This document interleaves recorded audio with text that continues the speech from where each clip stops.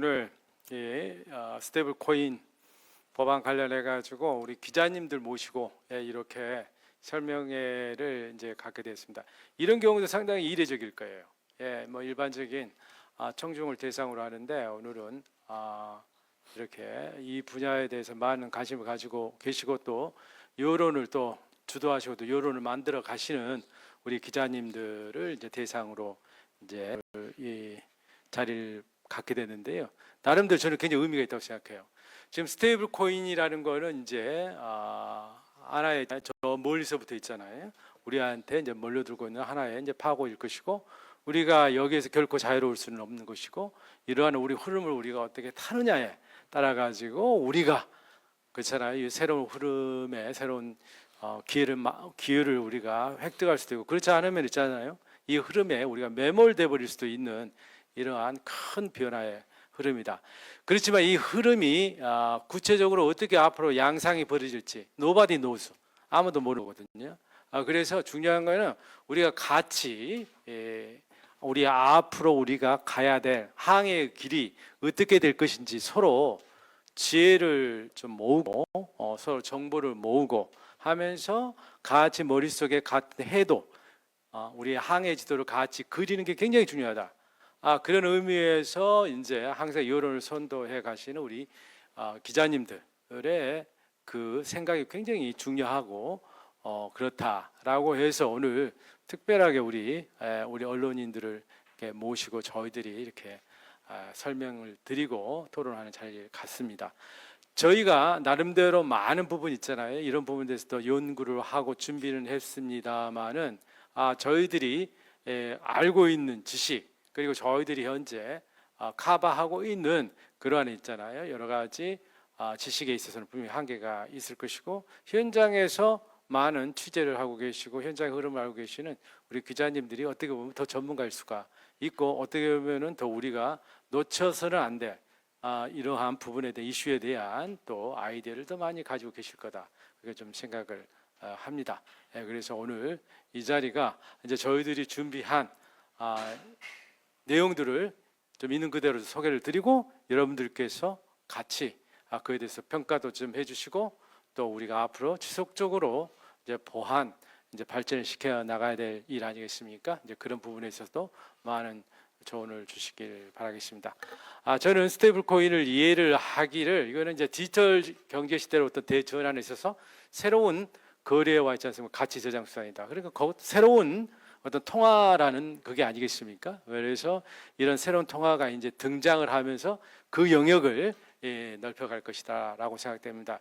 이거는 분명히 통화이고 또 외환이기 때문에 우리 통화 정책과 외환 정책에 불가피하게 중대한 영향을 미칠 수밖에 지금 없는 거거든요. 그럼 이러한 영향을 우리가 어떻게 읽고 이거에 대해서 우리가 대응을 하면서 나라의 어떤 통화 정책을 제대로 수행을 하고 또 외환 관리를 해 나갈 것이냐 매우 이제 중요한 과제라고 생각됩니다. 그래서 저희는 이러한 정책적 관점에서 이 법안에 의미를 많이 두고 있다라고 좀 생각됩니다. 그리고 이제 보다 또 다른 측면이 이제 금융 혁신의 측면인 거죠. 여기 계시는 상당 부분 이제 금융 전문가들 분들의 이제 영역이라고 좀 생각됩니다만은 저는 이게 아주 강력한 파워를 갖고 있다고 생각됩니다. 이 스테이블 코인이 이루어내는 그리고 현재 구성하고 있는 그러한 금융 플랫폼이 막강하다. 그리고 어떤 경제에 큰 영향을 미칠 거라고 생각됩니다. 뭐 거래에 있어서 지금 보면 그렇잖아요. 그 거래 비용 또 그리고 거래의 어떤 처리 시간 그리고 그 편의성에 있어서 압도적인 스테이블 코인의 파워가 있는 거거든요. 이게 작동을 하게 될 것이고 또 그것을 뒷받침하는 이러한 플랫폼들이 존재하는 것이고 또 그게 이제 블록체인 기반 아니겠습니까? 이게 또 강력한 있잖아요. 또 무기가 된다고 생각됩니다. 그래서 이 플랫폼에 탑재하거나 또는 연계해서 일어날 수 있는 많은 금융 서비스 이거는 우리가 헤아릴 수가 없다고 생각하거든요. 그래서 많은 새로운 금융 서비스의 어떤 혁신이 일어나는 장이 될 것이다. 어떻게 보면은 이게 있잖아요. 새로운 놀이터가 될 수도 있다 이런 생각을 좀 하고 있는 겁니다. 그래서 이게 또 가지고 있는 어마무시한 금융 혁신의 어떤 잠재력 새로운 금융 산업에 있지 않습니까? 부가가치를 우리가 이제 주목을 좀 해야 될 거라고 생각됩니다. 그래서 저는 이렇게 크게 두 가지 측면에서 금융 혁신을 일으키는 새로운 플랫폼, 또 그리고 통화 질서를 바꿀 수 있는 그러한 잠재력, 이 두 가지 측면을 우리가 어떻게 잘 읽고 이거를 우리가 이 파워를 잘 우리 경제에서 우리가 활성화시킬 수 있고 그 이점을 있잖아요, 극대화시켜 나갈 것이냐라는 제도적 장을 우리가 만들어 줘야 되고, 또 아울러 통화라는 것은 기본적으로 가치의 안전성과 신뢰성입니다. 이게 무너지면 모든 게 무너지는 거죠. 그렇기 때문에 여타 가상자산과는 우리가 비교할 정도의 또 합리적인 통화, 외환, 금융 당국 측면에서의 합리적 규율이 좀 동반이 돼야 되는 좀 그런 것 같습니다. 그래서 지능과 또 이러한 규율이 정말 이게 맞물려서 아주 조화롭게 이루어지는 그런 생태계를 우리가 만들어야 되고, 그런 생태계를 조성하는 데 있어서의 기본적인 제도적 환경을 우리가 만들어야 되는데, 바로 그 작업이 이제 이번에 스테이블 코인 법안이라고 생각됩니다. 오늘 저희들이 생각하는 이런 방향 하에서 우리 기자님들과 많은 소통, 또 그리고 좋은 아이디어 서로 교환할 수 있는 장이 되었으면 좋겠습니다. 감사합니다. 네. 예, 감사합니다. 오늘 소개는 못 해드렸는데요. 이번 법안 작업에 정부 부처, 그다음에 통화정책 당국 분들이 한 6분 정도가 계속 참석을 하시면서 저희 법안을 같이 검토했다라는 말씀을 전해드리고요. 그리고 우리 디지털 자산거래소 공동협의체 닥사 김재진 상임 부회장님 오셨는데 잠깐 인사드리겠습니다. 예. 박수로 부탁드리겠습니다. 발표에 앞서서 간략히 저희 이번 법안 잠깐 말씀드리면, 우리 이번 법안은 지난 4월달에 이제 본격 활동에 돌입했던 우리 더불어민주당 경제성장전략위원회, 우리 안덕을 의원님 수석 부위원장 맡고 계시는데요. 거기서 논의를 시작을 했습니다. 그래서 이후 이재명 대통령 후보 대선 공약으로도 제안된 바 있습니다.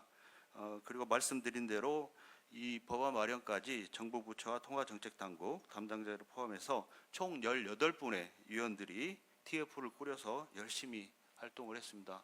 10여 차례 이상 집중적인 그 토론과 법안 축조 그런 회의도 거쳤다는 말씀을 드립니다. 예. 지금부터 법안 주요 내용에 대한 설명을 시작하겠습니다. 해주실 분은 연세대학교 신상훈 교수님 부탁드리겠습니다. 네, 안녕하십니까. 방금 소개받은 신상훈입니다. 지금 앞에서 말씀 주셨던 것처럼 그 지난 대선 과정에서 그 캠프 내에서 안덕을 의원님이나 이렇게 문철호 교수님 모시고 가상자산 부분 관련 이렇게 정책을 마련해 오면서 그 과정에서 이제 의원님께서 스테이블 코인에 대한 선제적인 정책 제안이나 입법이 필요하다는 말씀을 강조를 해주셨고, 그래서 이제 지침과 가이드를 받아서 이번에 발의된 법안을 준비하게 됐습니다.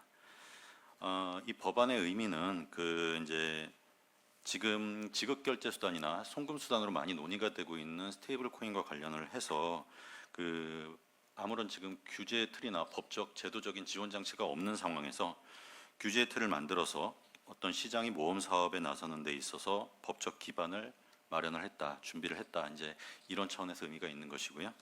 그래서 이 시간 관계상 그 법안의 핵심 골자에 대해서 우선 설명을 드리고, 이제 그 외 궁금하신 사항에 대해서는 이제 질의를 주시면 근본 법안 제정 과정에서 함께 수고를 해주신 이 위원님들과 함께 답변을 드릴 수 있도록 그렇게 하겠습니다. 입법 배경과 제정 경과에 대해서 설명을 드리겠습니다. 스테이블 코인을 저희는 가치 안정형 디지털 자산이라고 정의를 했는데요.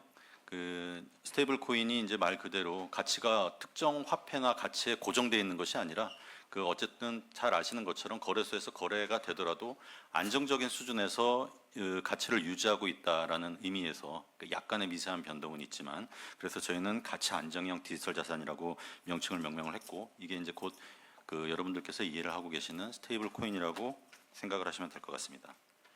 개념을 보시면은 일반적으로 스테이블 코인에 대해서 그 일반적으로 합의되거나 정립된 개념이 없습니다. 각 그 국가별로 그 정의 규정을 조금씩 달리 쓰고 있고 또 그 기관별로 조금씩 다르게 정의를 하고 있습니다.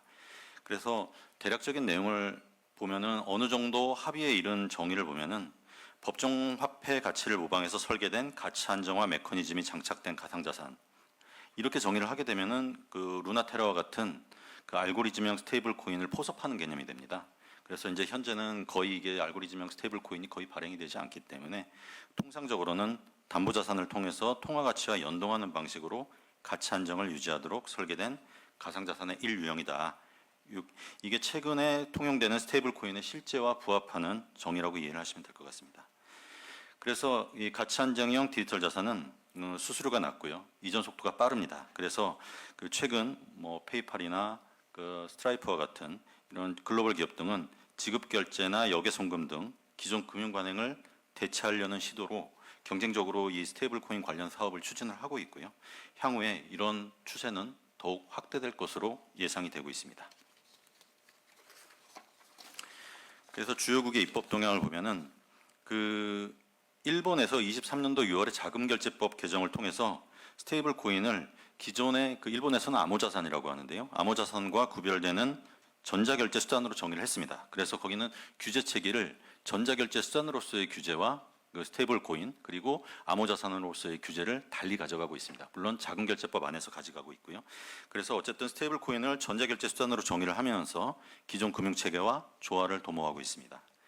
그리고 잘 아시는 것처럼 미카에서는 그 스테이블 코인을 뿐만이 아니라 모든 종류의 가상자산을 아우르는 세계 최초의 가상자산 규제 법안인데요. 이 속내는 내용을 들여다보면은 그 미국 달러 기반 스테이블 코인을 견제하려는 의도를 가지고 있습니다. 그리고 최근에 아주 뜨거운 이슈였던 미국에서 이제 통과된 지니어스 법안. 그래서 이게 연방 차원의 그 비트 라이센스든 뉴욕주나 이런 특정 주에서는 그 스테이블 코인 그 가상자산 규제 법안이 있었습니다. 그리고 스테이블 코인과 관련된 법안도 뭐 텍사스나 뭐 이런 곳에서 따로 규제를 하고 있었는데 연방 차원에서는 지금 최초로 제정된 법안입니다. 그래서 이 내용은 이미 많이 알려진 것처럼 이 법안의 의도는 미 국채 수요 기반을 확보하고 달러의 지위를 좀 더 공고히 하기 위한 속내가 깔려 있다고 보시면 되겠습니다. 그래서 달러 기반 스테이블 코인의 글로벌 확산을 통해서 미국의 금융 주도권을 디지털 영역으로 확장하려는 의도를 가지고 있다고 보면 되겠습니다. 그리고 우리나라의 경우에는 현재 법안이 발의된 것도 있고 입법이 진행 중으로 이해를 하시면 될 것 같습니다. 그래서 아직 스테이블 코인을 별도로 규제하는 법안이 우리나라에는 아직 마련이 되어 있지 않은데 그런 의미에서 저희들 법안이 스테이블 코인을 규제하는 최초 법안으로서의 의미를 갖는다, 그렇게 말씀드릴 수 있을 것 같습니다. 그 입법 배경과 추진 과정인데요. 그 가상자산을 규제하는 법률은 기존의 가상자산 이용자 보호법과 특정금융정보법이 있습니다. 뭐 최근에 다 제정된 법률들이고 그 이제 각각의 입법 목적이 그러나 다르기 때문에 이 법률만으로는 스테이블 코인을 규제하기에는 한계가 좀 있습니다. 가상자산 이용자 보호법은 가상자산 이용자 자산의 보호와 가상자산을 이용한 불공정 거래 규제에 그 한정이 되어 있고요. 특정금융정보법은 자금 세탁 행위를 규제하기 위한 법률로서 이 가상자산 사업자를 금융회사 등에 포섭을 시켜서 일반적인 규율을 하고 있습니다. 물론 특직 규정도 있기는 합니다만은. 그래서 이런 지급 결제나 해외 송금을 예정을 하고 있는 수단을 예정을 하고 있는 스테이블 코인과 관련해서는 그 특화된 규율 체계가 마련되어 있지 않습니다. 그래서 이런 디지털 자산의 그 활용 가능성을 규율하기가 어렵다. 그래서 이제 규제 공백이 발생할 우려가 있다라는 우려가 계속 제기됐고 그런 차원에서 이 법안을 마련할 논의를 시작을 했습니다. 그래서 안도걸 의원님께서 주도하셔서 이 다자간 협의체를 구성을 했고요. 아까 말씀 주셨던 것처럼 정부기관이나 학계나 이런 것들이 참여를 해서 TF를 구성해서 다수의 논의를 했고 관련 기관 의견을 청취를 해가면서 법률안 문구를 조정을 해왔습니다. 그래서 지금 법안을 마련을 해서 발의를 하기 이르렀습니다. 법률안의 특징에 대해서 간단하게 말씀드리겠습니다. 가치 안정형 디지털 자산은 조금 전에 말씀드린 바와 같이 그 기존의 디지털 자산, 이제 가상 자산 같은 경우에는 실물 경제와 사실 무관하게 주로 투자의 대상, 가상 자산 거래소 등에서 거래의 대상으로서만 취급이 되어 왔습니다. 그래서 가치 안정형 디지털 자산의 경우에는 다만 낮은 수수료나 빠른 이전 속도라는 그 장점을 보유를 하고 있기 때문에 이게 지급 결제나 송금 수단으로 활용이 될 수 있고 실물 경제 활동에 편의를 제공할 수 있는 그 무한한 잠재력을 지니고 있다. 그래서 글로벌 기업들도 이 부분에 주목을 해서 사업에 뛰어들고 있는 상황입니다. 이런 기대가 있는 반면에 그 스테이블 코인과 관련된 우려 사항도 분명히 존재합니다. 그 뭐 통화 외환 정책에 미치는 영향이 클 수가 있고요. 자금 세탁 행위에 이용될 우려도 큽니다. 그래서 이 두 가지 장점과 우려 사항들을 조화시키면서 이 법률안을 만드는 것이 상당히 그 어려운 지점이었는데요.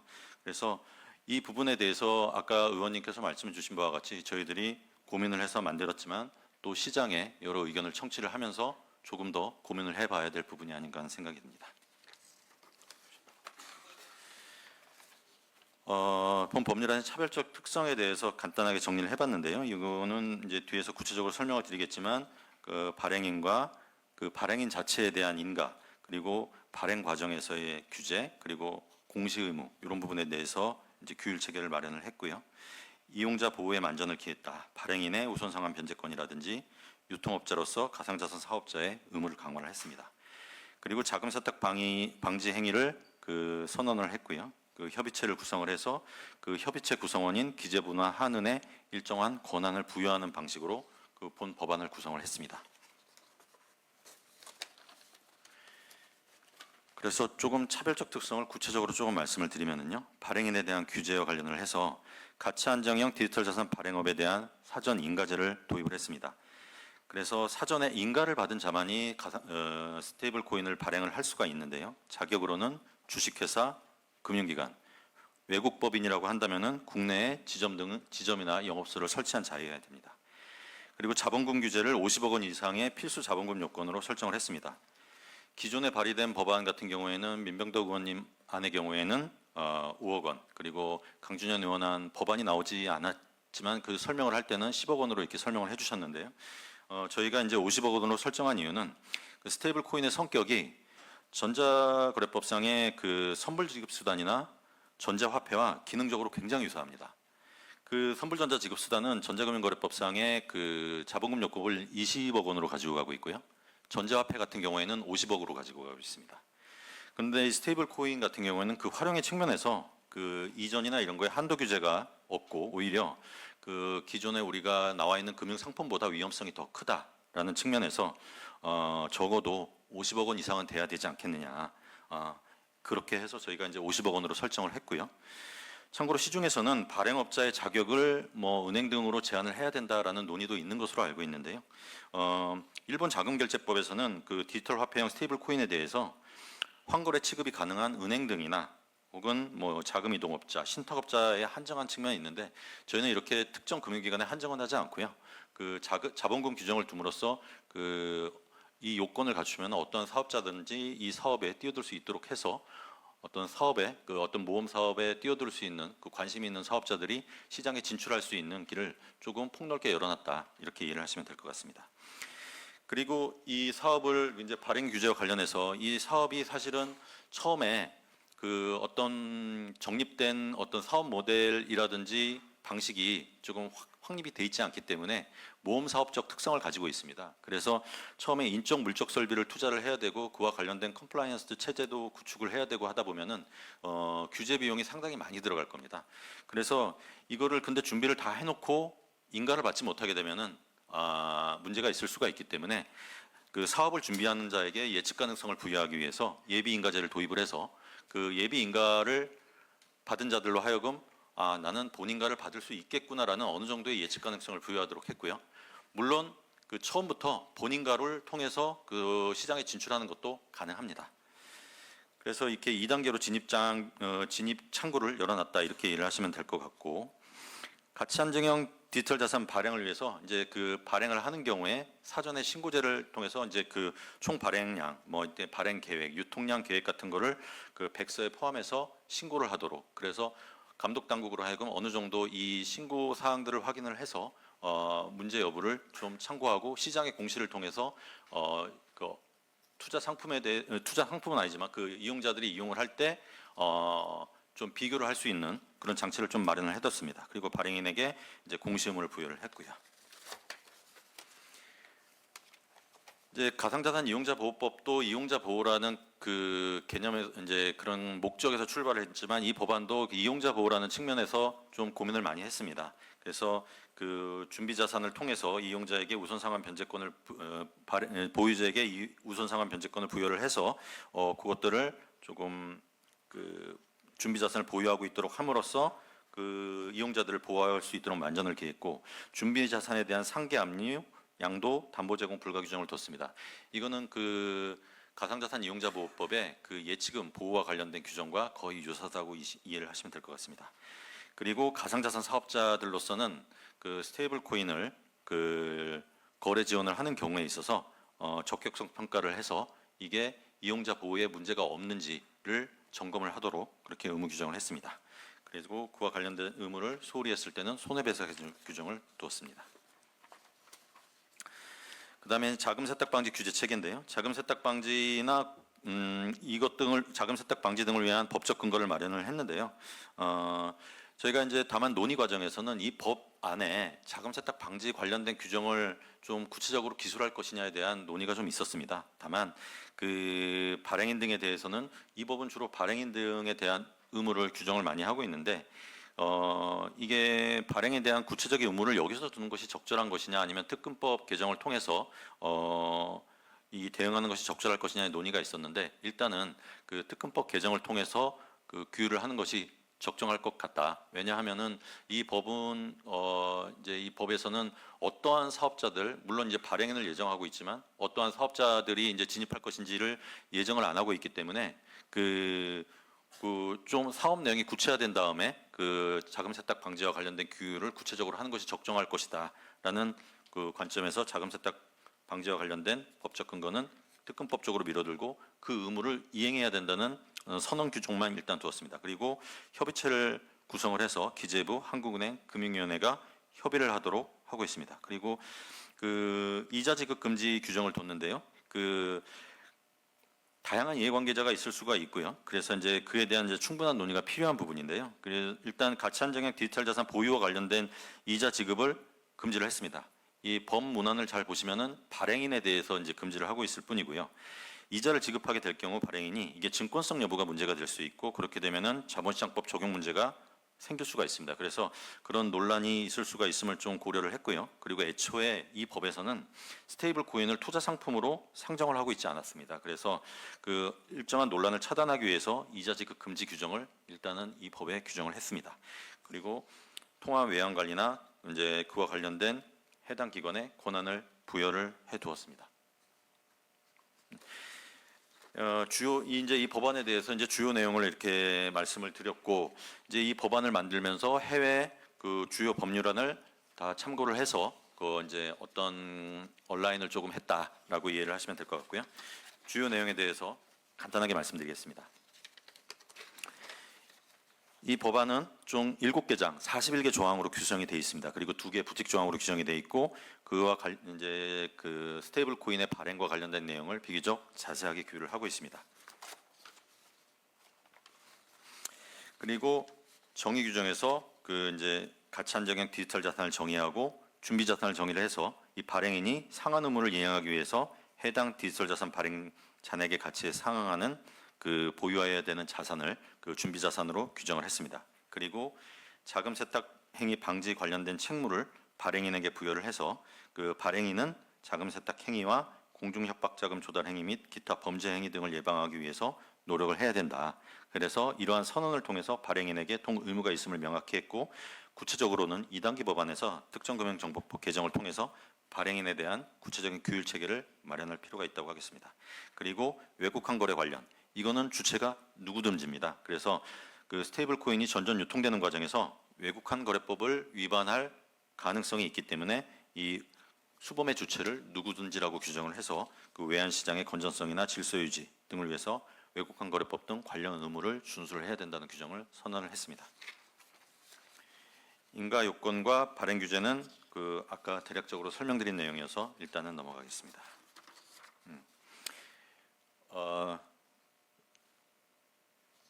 11조인데요. 그 이제 예비인가 운영 절차를 11조에서 규정을 하고 있고요. 말씀드렸던 것처럼 발행업 인가 조건에 주식회사 50억 이상 자기자본 그리고 임원이나 대주주의 적격성 요건을 뒀습니다. 그리고 그 밑에 발행 백서의 기재사항인데요. 그 새로운 가치 안정형 디지털 자산을 발행할 때마다 이 기술되어 있는 내용들을 포함한 백서를 금융위에 제출하는 방식으로 신고를 해야 한다고 규정을 하고 있습니다.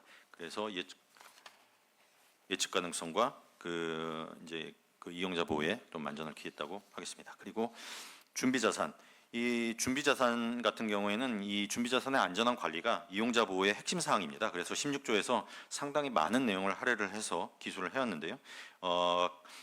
이제 가치가 연동된 통화와 동일한 통화로 표시된 자산으로 구성을 하도록 하고 있고 미상환 잔액 이상의 고유동성 자산, 그러니까 현금이나 요구불 예금 그리고 잔존 만기 1년 이내에 국공채 등으로 그 구성하도록 하고 있습니다.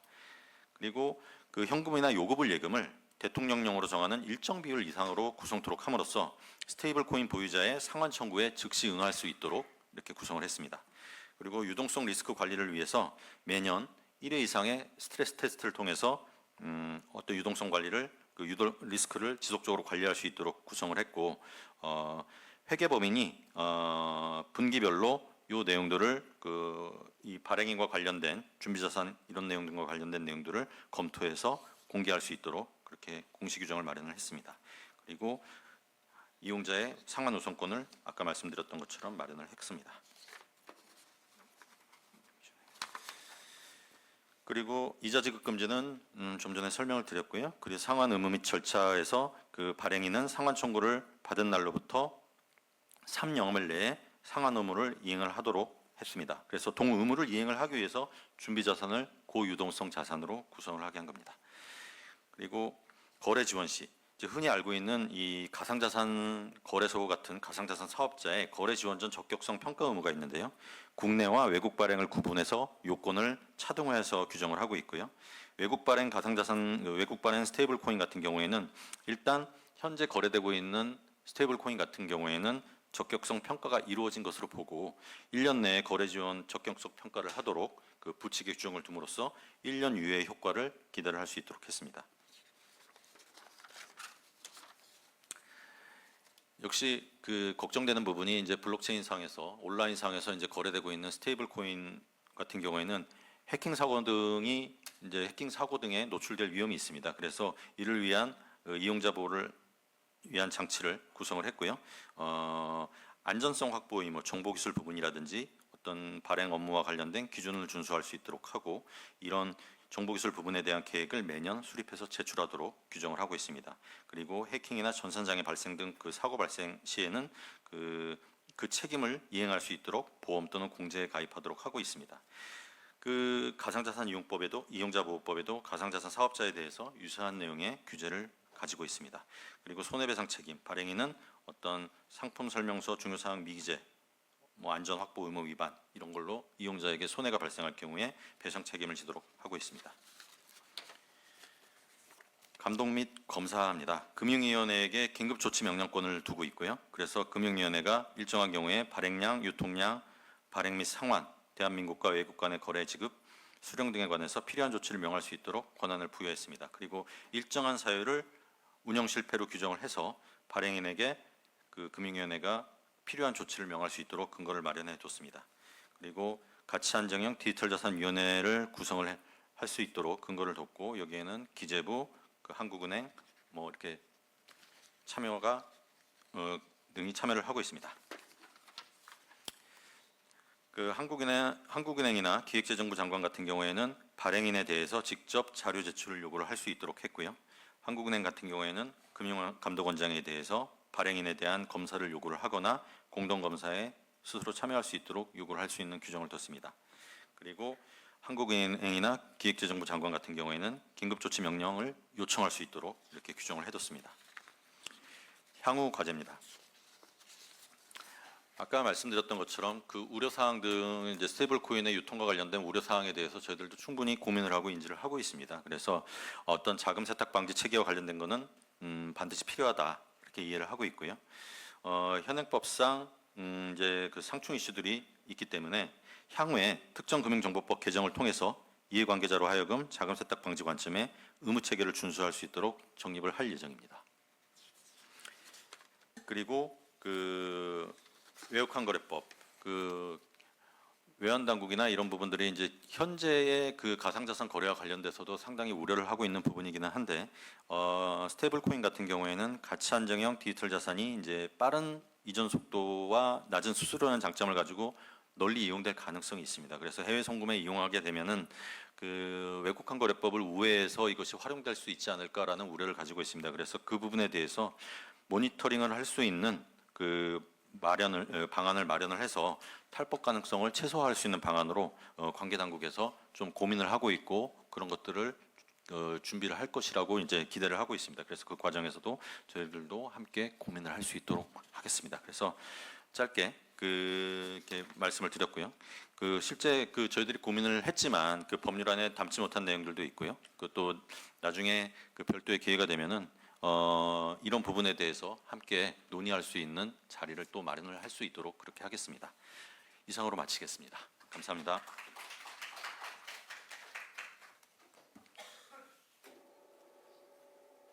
네, 이후 진행은 참석자들 단상에 올라오셔서 진행하도록 하겠습니다. 이제 법안 내용은 좀 요약적으로 설명을 드렸고요. 그다음에 이제 질의응답 시간에 앞서서 우리 TF에 참여하시면서 많은 의견을 주시고 또 법안의 의의에 대해서 많이 고민을 해주셨습니다. 그래서 먼저 우리 성균관대학교 문철우 교수님의 이재명 정부의 기본사회 실현과 스테이블 코인의 역할이라는 내용으로 좀 말씀을 청해 듣겠습니다. 네, 안녕하십니까. 성균관대학교 문철우입니다. 스테이블 코인 법안 TF의 멤버로 제가 활동하고 있고요. 그다음에 대선 준비 기간에는 더불어민주당 경제성장전략위원회 여기에서 금융혁신분과위원장으로 일하면서 스테이블 코인 관련 공약을 같이 준비해 왔습니다. 오늘 그동안 노력이 몇 달 동안 이루어진 것을 어떻게 보면 하나의 결과로서 이번에 이제 안도월 의원님의 최종 발의안 법안이 나왔는데 감회가 아주 새롭습니다. 오늘 저는 이재명 정부의 기본사회 실현과 여기서 스테이블 코인의 역할이라는 주제로 좀 말씀드렸으면 하는데요. 우선 스테이블 코인은 과점적 금융 구조를 해체하고 디지털 금융 혁신을 촉진하는 촉매제라는 점에서 정책적 함의가 크다라는 말씀을 드리고 싶습니다. 잘 아시다시피 한국 금융 시스템은 오랫동안 소수의 대형 은행 중심의 과정 구조와 관치 금융의 이중 구조 속에서 작동해 왔습니다. 이러한 환경은 금융 소비자들의 권익을 제한하고 서민 경제의 기초 체력을 약화시키는 주요 원인이 되었습니다.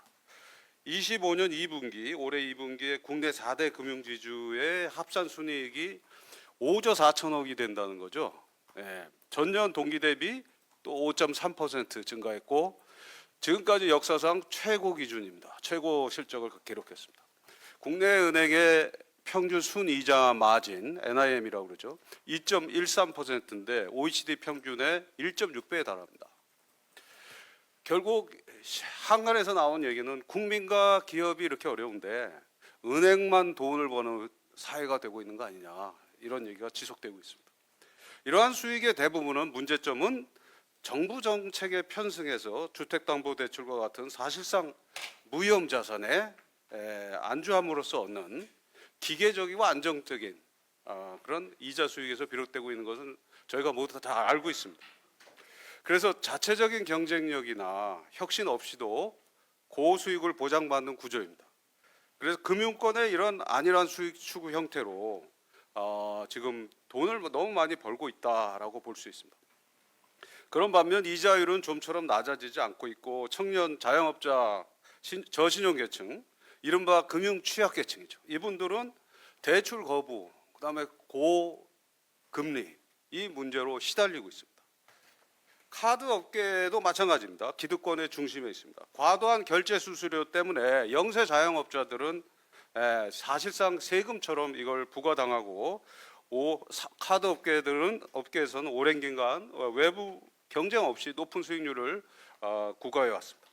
그런데 최근에 스테이블 코인 규제 논의가 본격적으로 도입되면서 새로운 변화가 일어나고 있습니다. 25년 6월 한 달 동안에, 그러니까 바로 전 한 달입니다. 비자사와 마스터카드사의 주가는 18%와 16%가 급락했습니다. 왜 그랬을까요? 스테이블 코인 때문입니다.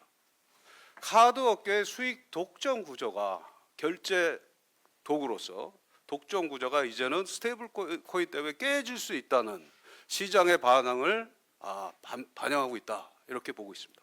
강력한 신호입니다.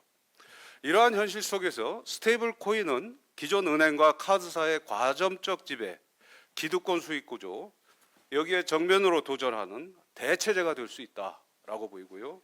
금융시장 내에, 우리 금융시장의 고착화된 불공정성, 특권 구조, 이걸 해체할 수 있는 혁신적 디지털 촉매자가 될 수 있다 보입니다. 스테이블 코인은 기술적 변화에 그치지 않습니다. 권력화된 금융 질서에 균열을 일으키고 금융의 통제권을 소수 금융 엘리트로부터 사회 전체로 환원하는 구조적 전환의 출발점입니다. 미국 재무부는 25년 4월 보고서에서 스테이블 코인이 대중적 확산이 된다면 최대 6.6조 달러가 은행 예금에서 이탈될 것이다, 스테이블 코인으로. 이런 보고서를 미국 재무부가 냈습니다. 단순한 자산 이탈이 아니고 이는 기존 은행권에 대한 경제 압력 강화, 이자율 하향, 수수료 구조 개편 등의 엄청난 구조적 변화를 불러일으킬 것으로 예상됩니다. 스테이블 코인 기반 결제는 전통 카드 결제 대비 실시간 정산, 중간 수수료 절감 등의 장점으로 소상공인과 저희 같은 소비자 모두에게 도움이 될 것으로 보입니다. 게다가 월마트, 아마존 등 미국의 유통 대기업들도 자체 스테이블 코인 발행을 검토하고 있습니다. 그래서 글로벌 결제 시장과 금융, 유통 시장이 연계된 지형 변화가 새로운 혁신으로 이어질 것 같습니다. 스테이블 코인을 통해서 이러한 금융 혁신이 실현되기 위해서는 비은행권, 핀테크, 유통기업 등 비전통 금융 주체들이 폭넓게 참여하는 그런 방식이 되어야지 맞습니다. 이와 반대로 규제를 명분 삼아서 스테이블 코인의 발행과 유통을 기존 금융권에만 집중할 경우에는 이는 오히려 과정 구조를 더욱 고착화시키고 디지털 금융 혁신을 기득권 보호의 수단으로 전락시킬 수 있다라고 생각됩니다. 따라서 정책 방향은 자율적 활성화와 참여의 다양성, 여기에 초점을 맞춰야 되고 규제 중심이 아닌 혁신 중심으로 접근할 필요가 높습니다. 이러한 맥락에서 오늘 발표된 안도걸 의원의 스테이블 코인 법안은 중요한 정책적 의미가 있습니다. 이 법안은 은행과 비은행 모두에게 발행과 유통의 기회를 열어주고 공공성과 동시에 이용자 보호라는 핵심 원칙을 제도적으로 확보했습니다. 건전한 경쟁 기반의 디지털 금융 질서를 구축하는 데 결정적인 역할을 하고 있다 보입니다. 두 번째로 말씀드리고 싶은 것은 프로젝트 파인, 여러분들 들어보셨으라고 생각됩니다. 프로젝트 파인에 대해서 좀 말씀드리고 중앙은행의 미래에 대해서 통화 주권 관련돼서 통화 정책 관련돼서 좀 간단하게 말씀을 드리겠습니다. 스테이블 코인을 통해서 통화 정책의 혁신적 전환이 가능하다라는 말씀을 드리고 싶습니다. 여러분 다 아시겠지만 스테이블 코인 도입과 관련해서 여러 우려가 많습니다. 금융 안정을 저해한다, 자금 세탁 위협, 통화 정책이 무력화될 것이다. 스테이블 코인이 발행이 활성화되면 이런 다양한 리스크 속에서 특히 민간이 발행 주체가 돼서 통화량을 늘릴 수 있다. 그러면 정부의 통화 기능이 대체될 수도 있다. 이런 우려가 있습니다. 중앙은행의 정책 효과, 통화 정책 효과가 약화될 수 있다. 그래서 이런 비판이 존재합니다. 그런데 이러한 우려만으로 기술 발전을 가로막는 접근은 오히려 공공 통화 질서의 기반을 더욱 약하게 만들 수 있다라는 생각이 듭니다. 2025년 5월, 올해 5월이죠. 뉴욕의 연방준비은행 페드와 국제결제은행 BIS가 공동 발표한 프로젝트 파인이라는 보고서는 이와 같은 논의에 중대한 전환점을 제시한 사례입니다. 영국, 캐나다, 호주, 스위스, 멕시코 등 주요국 중앙은행이 참여한 이 프로젝트는 스마트 계약 기술을 활용해서 중앙은행이 유동성 공급, 금리 조정 등 사전에 정의한 통화정책 조작을 토큰화된 자산시장 내에서 자동화되고 실시간으로 실행할 수 있는 프로토타입 시스템을 개발했고 테스트했습니다. 이 결과는 시장 조건이 달라지는 상황에서도 중앙은행의 의도대로 유동성 조절이 실시간으로 작동되었고 정책 목표와 부합하는 방식으로 실행되었음이 과학적으로 입증이 되었습니다. 이는 중앙은행이 기존의 전통적 금융시장뿐만 아니라 디지털 토큰 기반의 탈중앙화된 환경에서도 정책 실행력을 유지하거나 오히려 더 민첩하게 대응할 수 있다라는 것을 보여주고 있습니다. 그래서 통화 정책이 단순한 기준금리 조정과 채권시장 개입 여기에 의존하던 시대를 넘어서서 스마트 개혁을 활용한 자동화 실시간 정책 집행으로 진화할 수 있다라는 것을 실증한 것입니다. 그래서 향후 민간 주도의 스테이블 코인이 광범위하게 유통되더라도 중앙은행이 디지털 토큰과 직접 상호작용하면서 정책 효과를 유지할 수 있는 기술적 기반을 확보할 수 있음을 보여주는 중요한 패러다임 전환이 될 것입니다.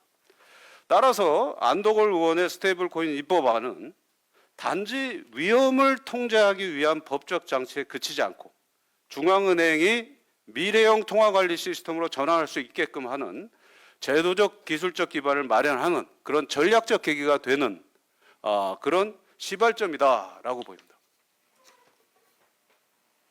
이런 관점에서 안 의원님께서 기획재정부, 한국은행, 금융위원회 등 주요 기관 간 공동 의사결정 구조를 법안에 명시한 것은 단순한 행정 절차의 조정이 아니라 디지털 통화 생태계에서 권한 분산과 정책의 균형성을 확보하는 그런 중요한 제도적 의미를 갖는다고 보여집니다. 특정 기관 중심의 규제 독점이 아니라 공공성과 혁신성이 균형을 갖는 새로운 거버넌스 모델로서 평가받을 수 있습니다. 마지막으로 금융민주화 이슈를 좀 말씀드리겠습니다. 스테이블 코인은 금융민주화를 가속시킬 것입니다. 분산하던 블록체인 기반의 금융 시스템은 전통적 금융 중개기관 중심의 폐쇄 구조를 탈피시킬 수 있습니다. 금융 참여의 문턱을 낮출 수 있습니다. 일부 특권 계층과 소수에 집중된 기업들이 좌지우지하는 금융 질서가 아니고 모두의 권리로 전환되는 금융 민주화의 실현입니다. 잘 아시는 페이팔의 CEO 댄 슐만이 한 얘기입니다. 금융에 접근할 수 없는 사람은 기회를 가질 수 없다. 디지털 기반의 포용 금융 시스템이 빈곤 탈출의 핵심 수단이라고 지금 트럼프 정권에서 잘 나가고 있는 페이팔의 댄 슐만이 얘기를 한 겁니다. 금융 민주화를 안 할 수가 없다는 얘기입니다.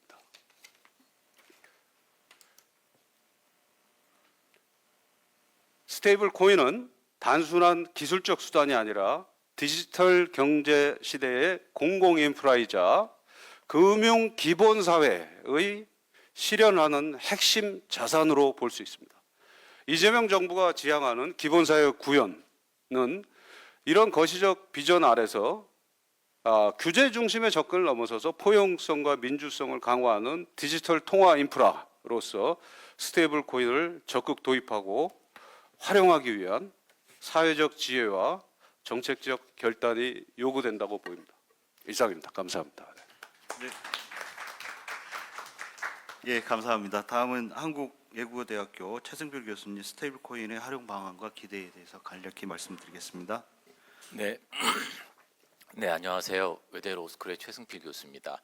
여러분들 제가 굳이 설명드리지 않아도 스테이블 코인을 어떻게 활용하고 스테이블 코인이 가져올 수 있는 또 다른 변화가 뭔지에 대해서는 잘 알고 계실 겁니다. 자료를 보시면은 아주 쉽게 이해하실 수 있는 내용으로 구성이 되어 있습니다. 근데 이제 제가 드리고 싶은 말씀은 그렇습니다. 스테이블 코인이라는 제도가 어느 날 갑자기 툭 튀어나왔습니다. 사실은 우리가 뭔가를 생각해내서 만든 주도적인 거라기보다는 미국의 그 산업 구조 내에서 튀어나온 거고 정치적 이해가 결합돼서 튀어나왔지만은 이제 확산되는 상황에 있었고, 그렇다면 우리는 이를 어떻게 가장 효과적으로 어떻게 사회적인 이익이 될 수 있도록 할 것이냐에 대한 고민을 하게 됩니다. 그래서 스테이블 코인이라는 어떤 제도 도입을 위한 이제 기초를 마련한 거죠. 그런데 이건 이제 미완성의 날 것이라고 생각합니다. 스테이블 코인이라는 것은 어떻게 보면 요리로 따지고 보면 이제 재료에 불과하고요. 그 재료를 가지고 어떤 요리를 만들 것인가는 앞으로 우리가 사회적 수요에 따라서 만들어 나가야 하는 내용이라고 생각합니다. 먼저 이제 우리가 직관적으로 생각할 수 있는 내용이 그겁니다. 지급 결제 수단으로서 활용하는 겁니다. 국내 금융 결제 수단으로 활용하는 것들은 이미 많은 페이드를 써보셔서 잘 아시겠습니다만, 스테이블 코인을 쓸 경우에는 굉장히 어떤 시간이라든가 수수료라든가 이런 부분에서 상당히 강점이 있습니다. 그다음에 국경 간 송금이 쉽게 될 수 있고요. 외환 거래 수단으로 사용될 겁니다.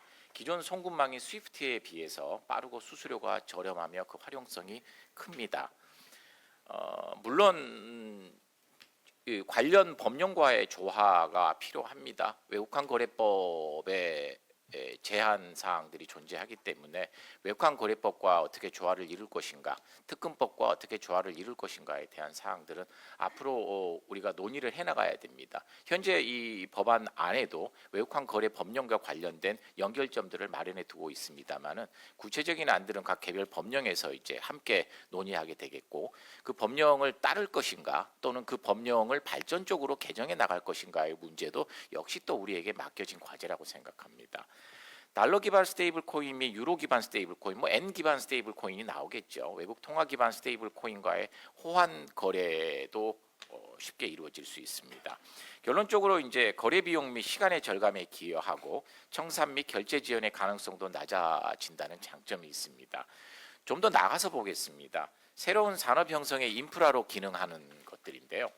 디지털 금융 산업 생태계에서 기본 인프라가 될 겁니다. 일종의 서큘레이션에서 그 서큘레이션 망을 마련해 준 거죠.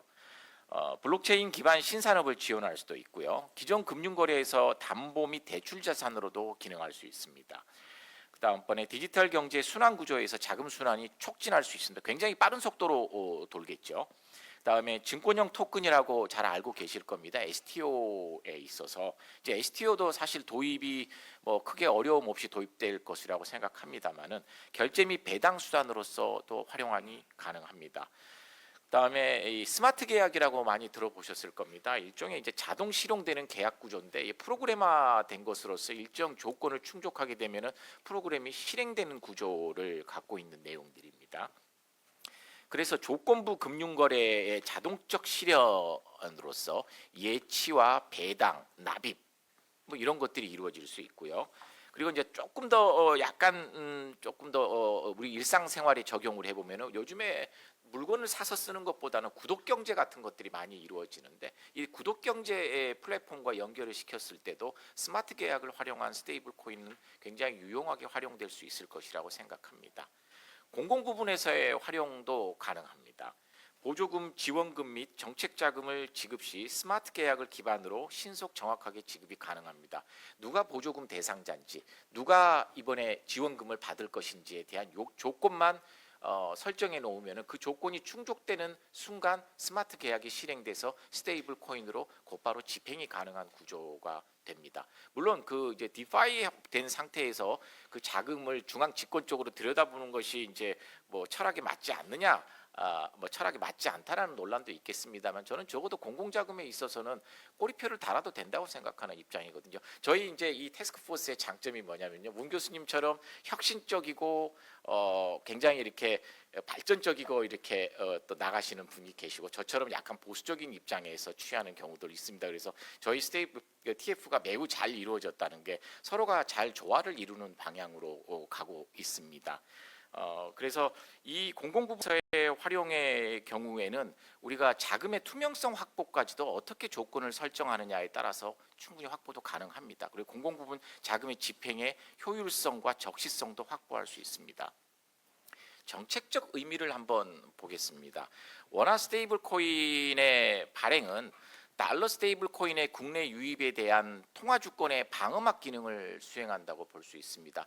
앞으로 이제 시장에서 달러 기반 스테이블 코인이 우리 스테이블 코인 시장을 얼마나 그 쉐어를 가져갈지는 잘 모르겠습니다. 다만 적어도 우리도 원화 기반 스테이블 코인을 확보를 함에 따라서 통화 주권의 측면에서는 일정 부분 안전판을 마련했다고 볼 수도 있습니다. 이 통화 주권이 확보된다는 것은 통화 정책의 유효성도 지속적으로 작동할 수 있는 경로가 존재한다고 하는 의미를 갖고 있습니다. 그리고 이제 원화의 국제화 문제인데요. 참 원화의 국제화 문제는 아주 오래전부터 이야기가 되어 왔습니다. 우리 경제가 이제 세계 무역 대국의 10위권의 그 정도 경제를 가지고 있어서 원화의 국제화를 좀 도모해 보자라고 했지만 사실상 여러 가지 어려운 점들이 많았습니다. 그런데 이제 이 스테이블 코인은 원화의 국제화를 촉진할 수도 있고 또 차제 원화의 국제화를 적극적으로 추진하는 데 있어서 스테이블 코인이 굉장히 중요한 수단으로 확보될 수도 있는 것입니다. 그래서 어떤 것이 서로 선도할 것이냐의 문제는 사실은 스테이블 코인이 선도할 수도 있고 원화의 국제화 정책이 먼저 나가서 스테이블 코인이 중요한 수단으로 살 수 있는 서로 이제 승수 효과가 존재하는 영역이라고 생각합니다.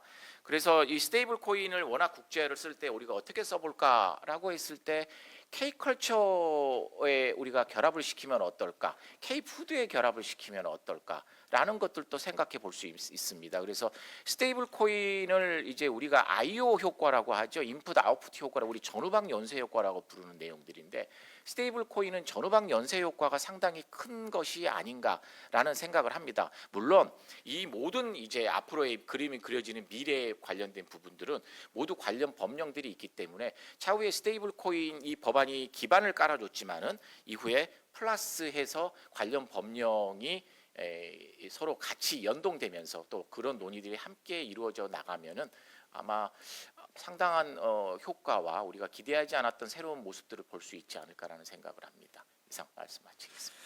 네, 감사합니다.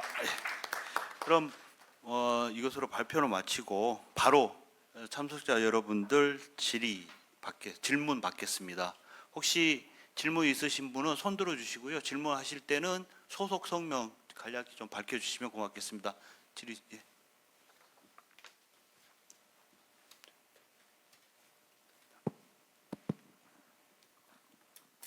네, 안녕하십니까. 가상자산 업을 하고 있는 주식회사 뱅코의 강대구라고 합니다. 오늘 설명 주신 내용 굉장히 좋은 말씀들 많이 잘 들었고요. 지금 이제 스테이블 코인의 유통 부분에 있어서 가상자산 사업자가 담당을 한다 이렇게 이제 말씀을 주신 부분에 있어서 보통 이제 스테이블 코인이 가장 중요한 게 이제 지급 결제라는 부분 파트가 가장 어떻게 보면 핵심적인 키워드가 될 텐데.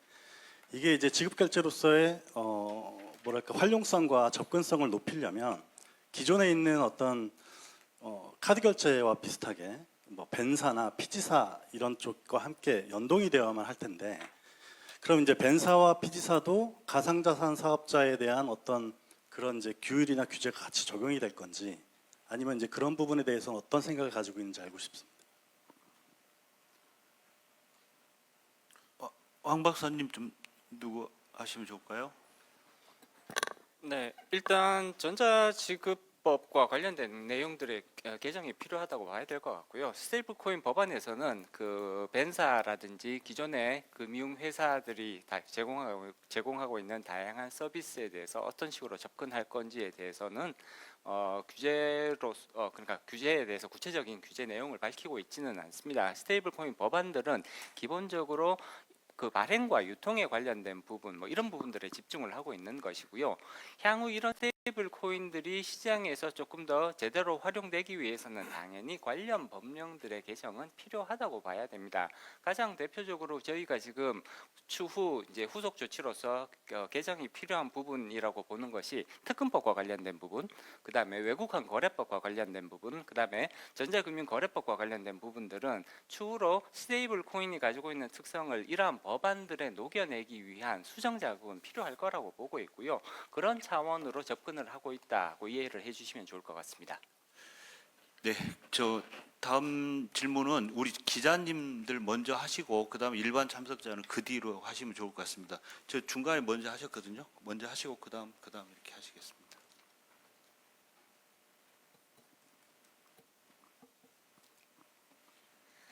네, 안녕하세요. 저 뉴스원 박현영이라고 하고요. 저는 크게 두 가지 질문 법안에서 드리고 싶은 게 있는데, 우선 발행유통 분리 원칙이 적용되지는 않는지가 궁금합니다. 그 증권형 토큰 관련해서는 그게 지금 좀 이슈가 되고 있는데, 스테이블 코인에서 뭐 말 그대로 네이버 파이낸셜이 발행한 스테이블 코인을 네이버페이 앱에서 쓸 수 있는지 궁금하고요. 일단 두 번째는 그 가상자산 사업자 거래 지원을 잘못해서, 그러니까 적격성 평가를 잘못했을 때 배상 책임을 지게 하는 게 저는 조금 위험한 것 같은데, 왜냐하면 다른 가상자산에는 그런 뭐 배상 책임이 없기도 하고, 그렇다고 또 한국거래소 같은 데서 뭐 이상한 상장사를 거래 지원한다고 해가지고 배상 책임을 지는 규정은 없잖아요. 그래서 이런 규정이 어떻게 해서 들어가게 됐는지도 궁금합니다. 네, 답변 드리겠습니다. 지금 이제 발행과 유통에 관련해서는 기본적으로 자본시장법 같은 경우를 보면 발행과 유통을 엄격하게 분리를 하고 있죠. 근데 여기서 발행과 유통이라는 것은 조금 이제 지금 다른 개념으로 지금 접근을 해주시는 것 같은데, 예를 들어서 신세계 백화점에서 상품권을 발행을 하죠. 그리고 그 상품권은 신세계 백화점에서 사용할 수 있습니다. 이것은 발행과 유통이 일치하는 것이 아니냐, 이런 상황으로 이해를 하시면 안 되는 거고요. 여기서 얘기하는 유통은 불특정 다수를 통해서 불특정 다수를 대상으로 해서 이러한 상품권들이 거래가 되는 그런 유통을 얘기하는 것이거든요. 그렇기 때문에 신세계 상품권이 신세계 백화점에서 사용된다고 하더라도 이것은 발행과 유통에 위배되는 사항이 아닙니다. 똑같은 이유로 예를 들어 네이버 파이낸셜에서 스테이블 코인 발행 인가를 받을 수 있겠죠. 가능합니다. 받아서 스테이블 코인을 발행을 했을 때 이 스테이블 코인이 네이버 파이낸셜 거기 그 이제 플랫폼 내에서 사용되는 것 자체는 발행과 유통이 충돌되는 부분이라고 평가할 수는 없는 것이고요. 이 스테이블 코인이 다른, 예를 들어 네이버 파이낸셜이 스테이블 코인 거래되는 플랫폼을 만들어서 거기 안에서 거래를 시키면 이게 발행과 유통이 이렇게 동시에 이루어지는 이런 개념인 거거든요. 그렇기 때문에 네이버 파이낸셜에서 뭐 자꾸 이거 네이버를 예로 들어서 좀 그렇기는 한데, 네이버 파이낸셜에서 예를 들어 특정사에서 스테이블 코인을 발행을 해서 거기에서 이용자들이 사용하지 않는 것은 유통과 발행이 동시에 이루어지는 그런 충돌 상황은 아니다라는 말씀을 드릴 수가 있습니다. 저 두 번째 거래소 손해배상 관련은 신상훈 위원님 답변해 주실 수 있을까요?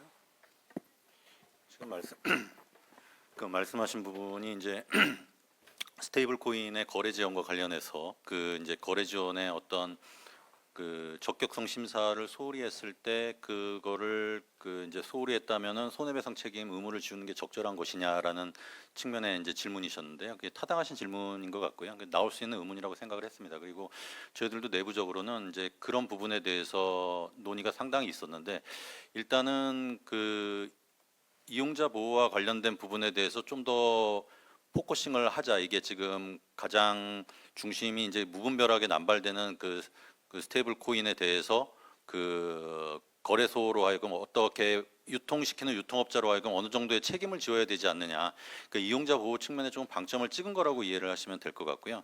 말씀하신 것처럼 현재 거래되고 있는 그런 상황을 가정을 한다면은 그 뭐 USDT나 USDC 같은 경우에 이제 그런 적격성 심사 의무를 소홀히 했다고 해서 그거를 뭐 책임을 지운다 하는 거는 조금 그 거래 규모나 이런 걸 봤을 때 좀 상정하기 어려운 것인데, 여기서 이제 그 고민을 했던 부분은 그 무분별하게 이게 이제 발행된 아주 소규모의 그 스테이블 코인을 통해서 피해를 볼 수 있는 상황. 그래서 이제 그런 부분에 대해서 1차적인 저지선으로서 이제 가상자산 거래소가 관여를 해서 좀 체크를 해봐야 되지 않겠느냐라는 측면에서 논의가 이루어졌던 것이고요.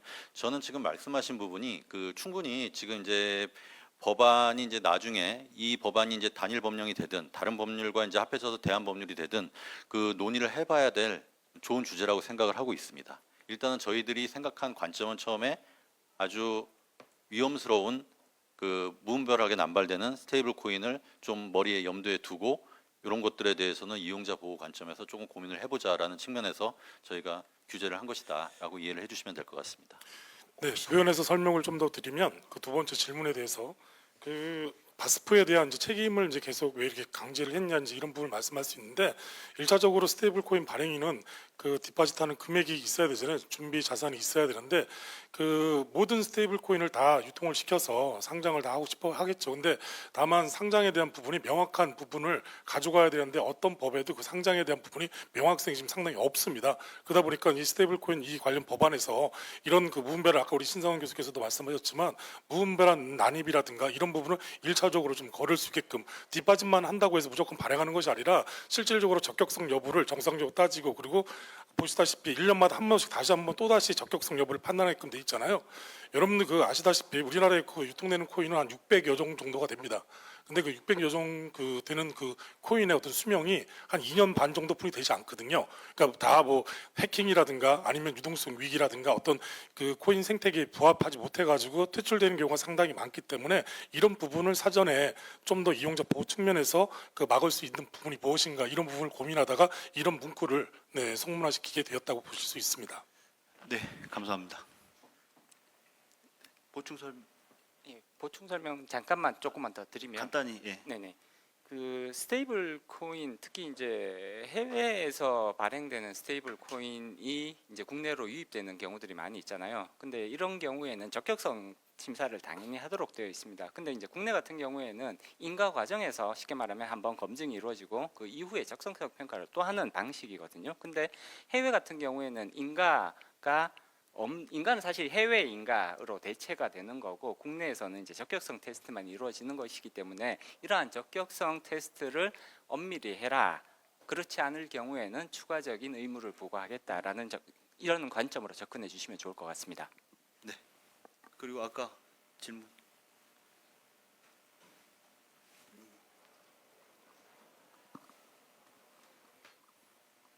네, 말씀 잘 들었습니다. 디지털투데이 손슬기입니다.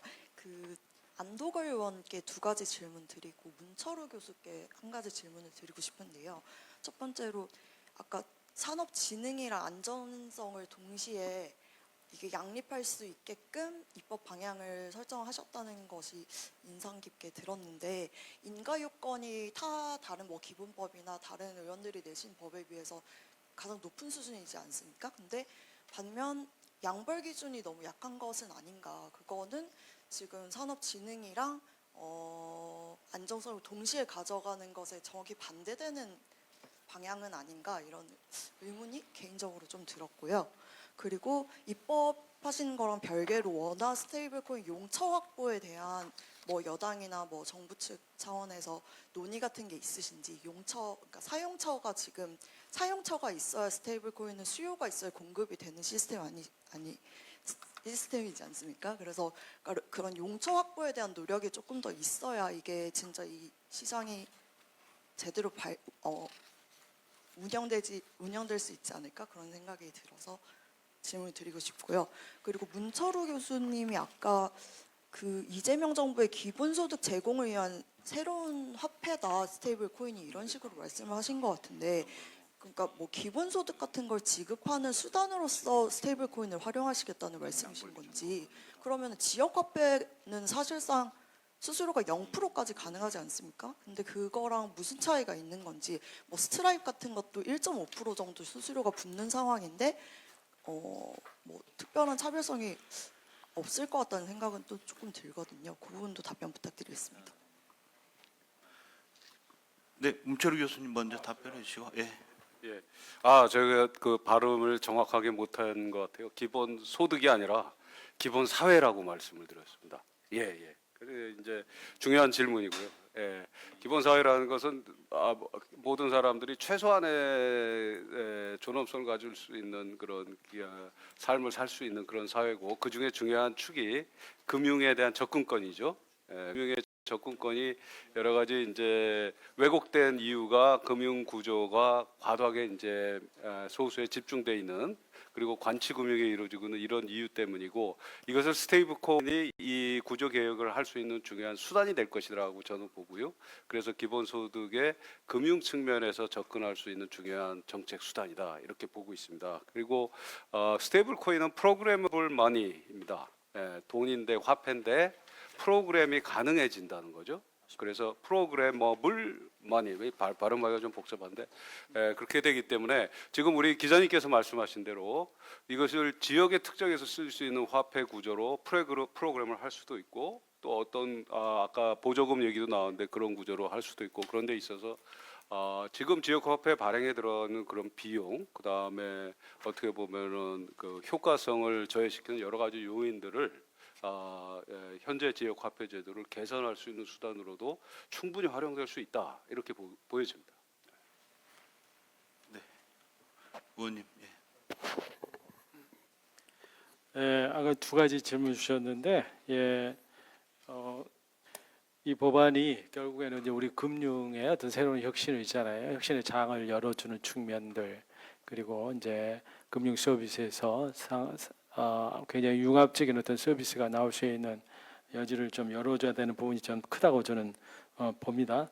그리고 또한 이제 이용자 보호라든지 이제 통화라는 성격을 갖기 때문에 생길 수 있는 이러한 여러 부작용에 대한 예방, 그 안전성도 굉장히 중요하다고 생각하거든요. 그래서 두 가지를 다 형평을 지금 충분히 고려했고, 아까 지금 양벌 규정이 조금 미약하지 않느냐라는 이제 말씀을 드렸는데, 일단은 저는 이렇게 생각하거든요. 발행 요건을 굉장히 지금 엄의하고 있는 거 아니겠습니까? 예를 들어서 자반 설립 요건도 지금 50억 원이면은 이제 가장 높은 수준이죠. 그게 이제 전자화폐에 이제 법에 준하는 이러한 형평을 맞춰서 이제 그렇게 좀 한 거란 말입니다.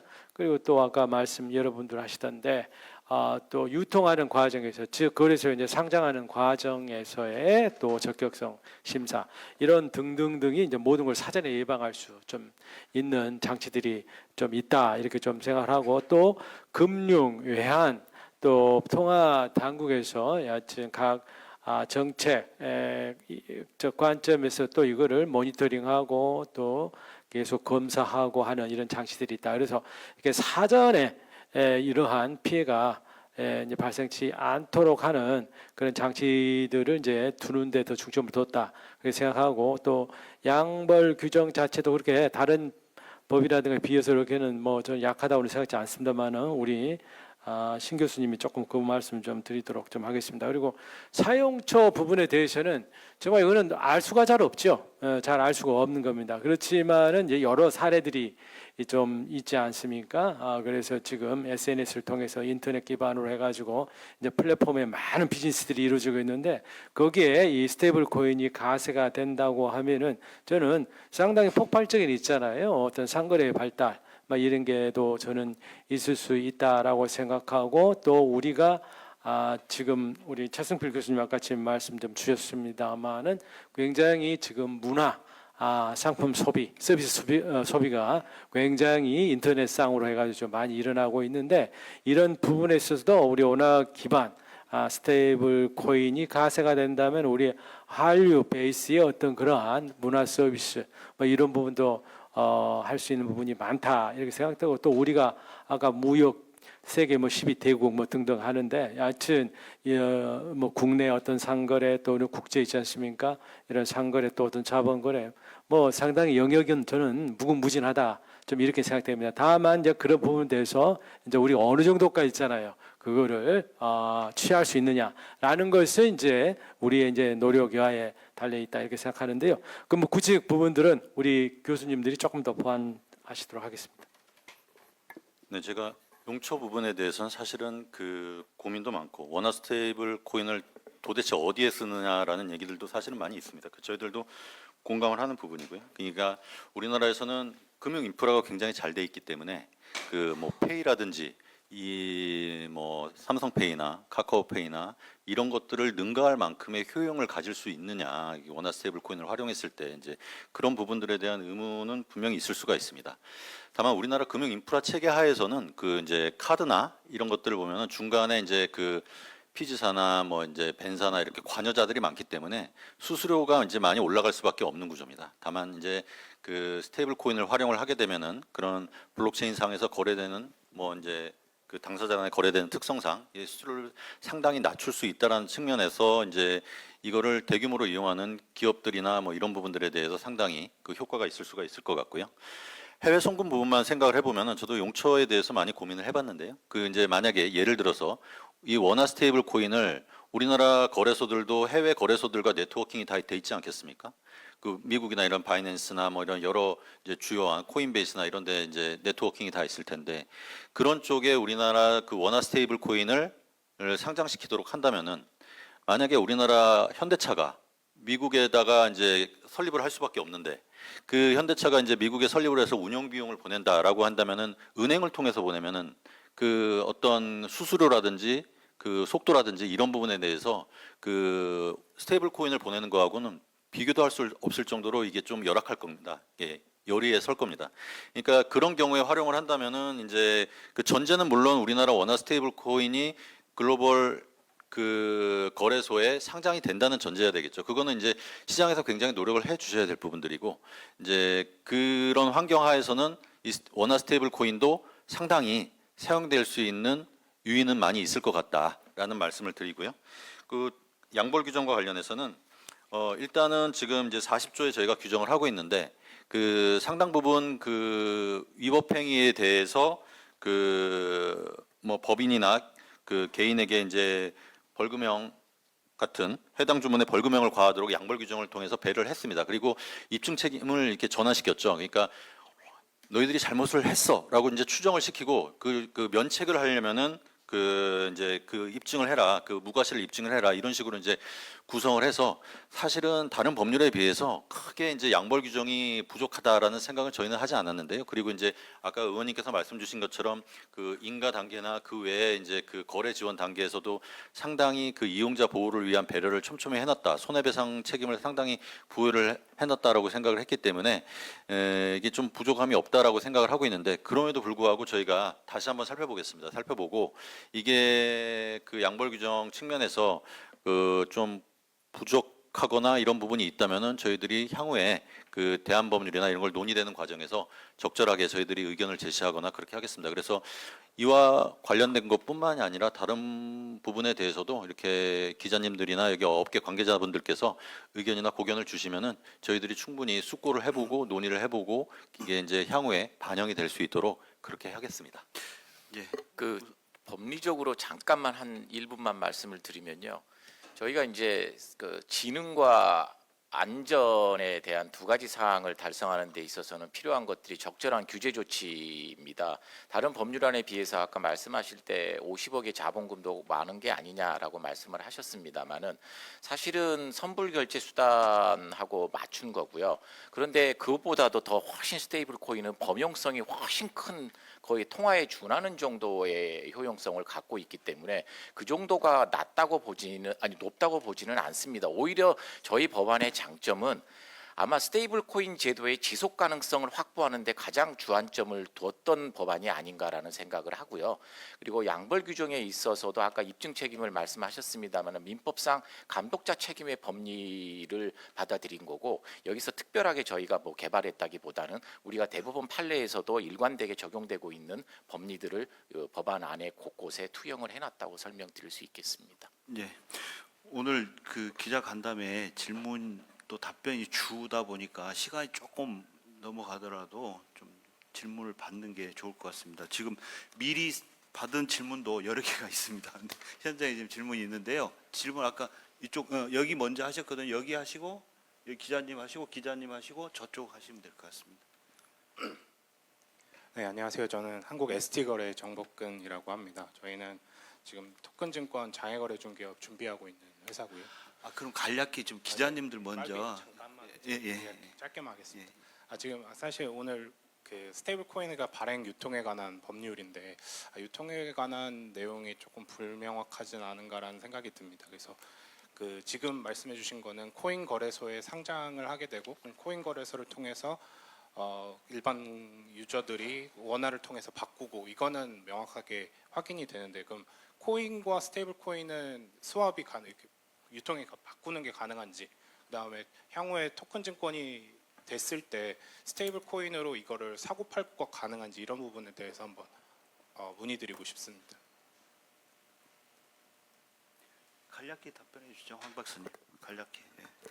일단 기본적으로 스테이블 코인은 STO 거래에 있어서 주된 결제 수단을 분명히 염두에 두고 만든 것입니다. 그렇기 때문에 향후 STO 거래가 어떤 방식으로 이루어질지는 아직까지 뚜렷하게 청사진이 제시되진 않았죠. 그렇지만 STO 거래에 있어서는 스테이블 코인이 주된 결제 수단으로 활용될 가능성은 대단히 높다. 그리고 STO 거래와 스테이블 코인이 결합되게 되면 결국은 이게 그 실시간 총량 결제 방식으로 해서 결제의 완결성을 추구하는 데 있어서는 상당히 효과적일 가능성이 높아 보이거든요. 그렇기 때문에 STO 거래에 있어서는 스테이블 코인이 주된 결제 수단으로 부상될 가능성을 염두에 두고 작성했다 이렇게 말씀드릴 수가 있을 것 같고요.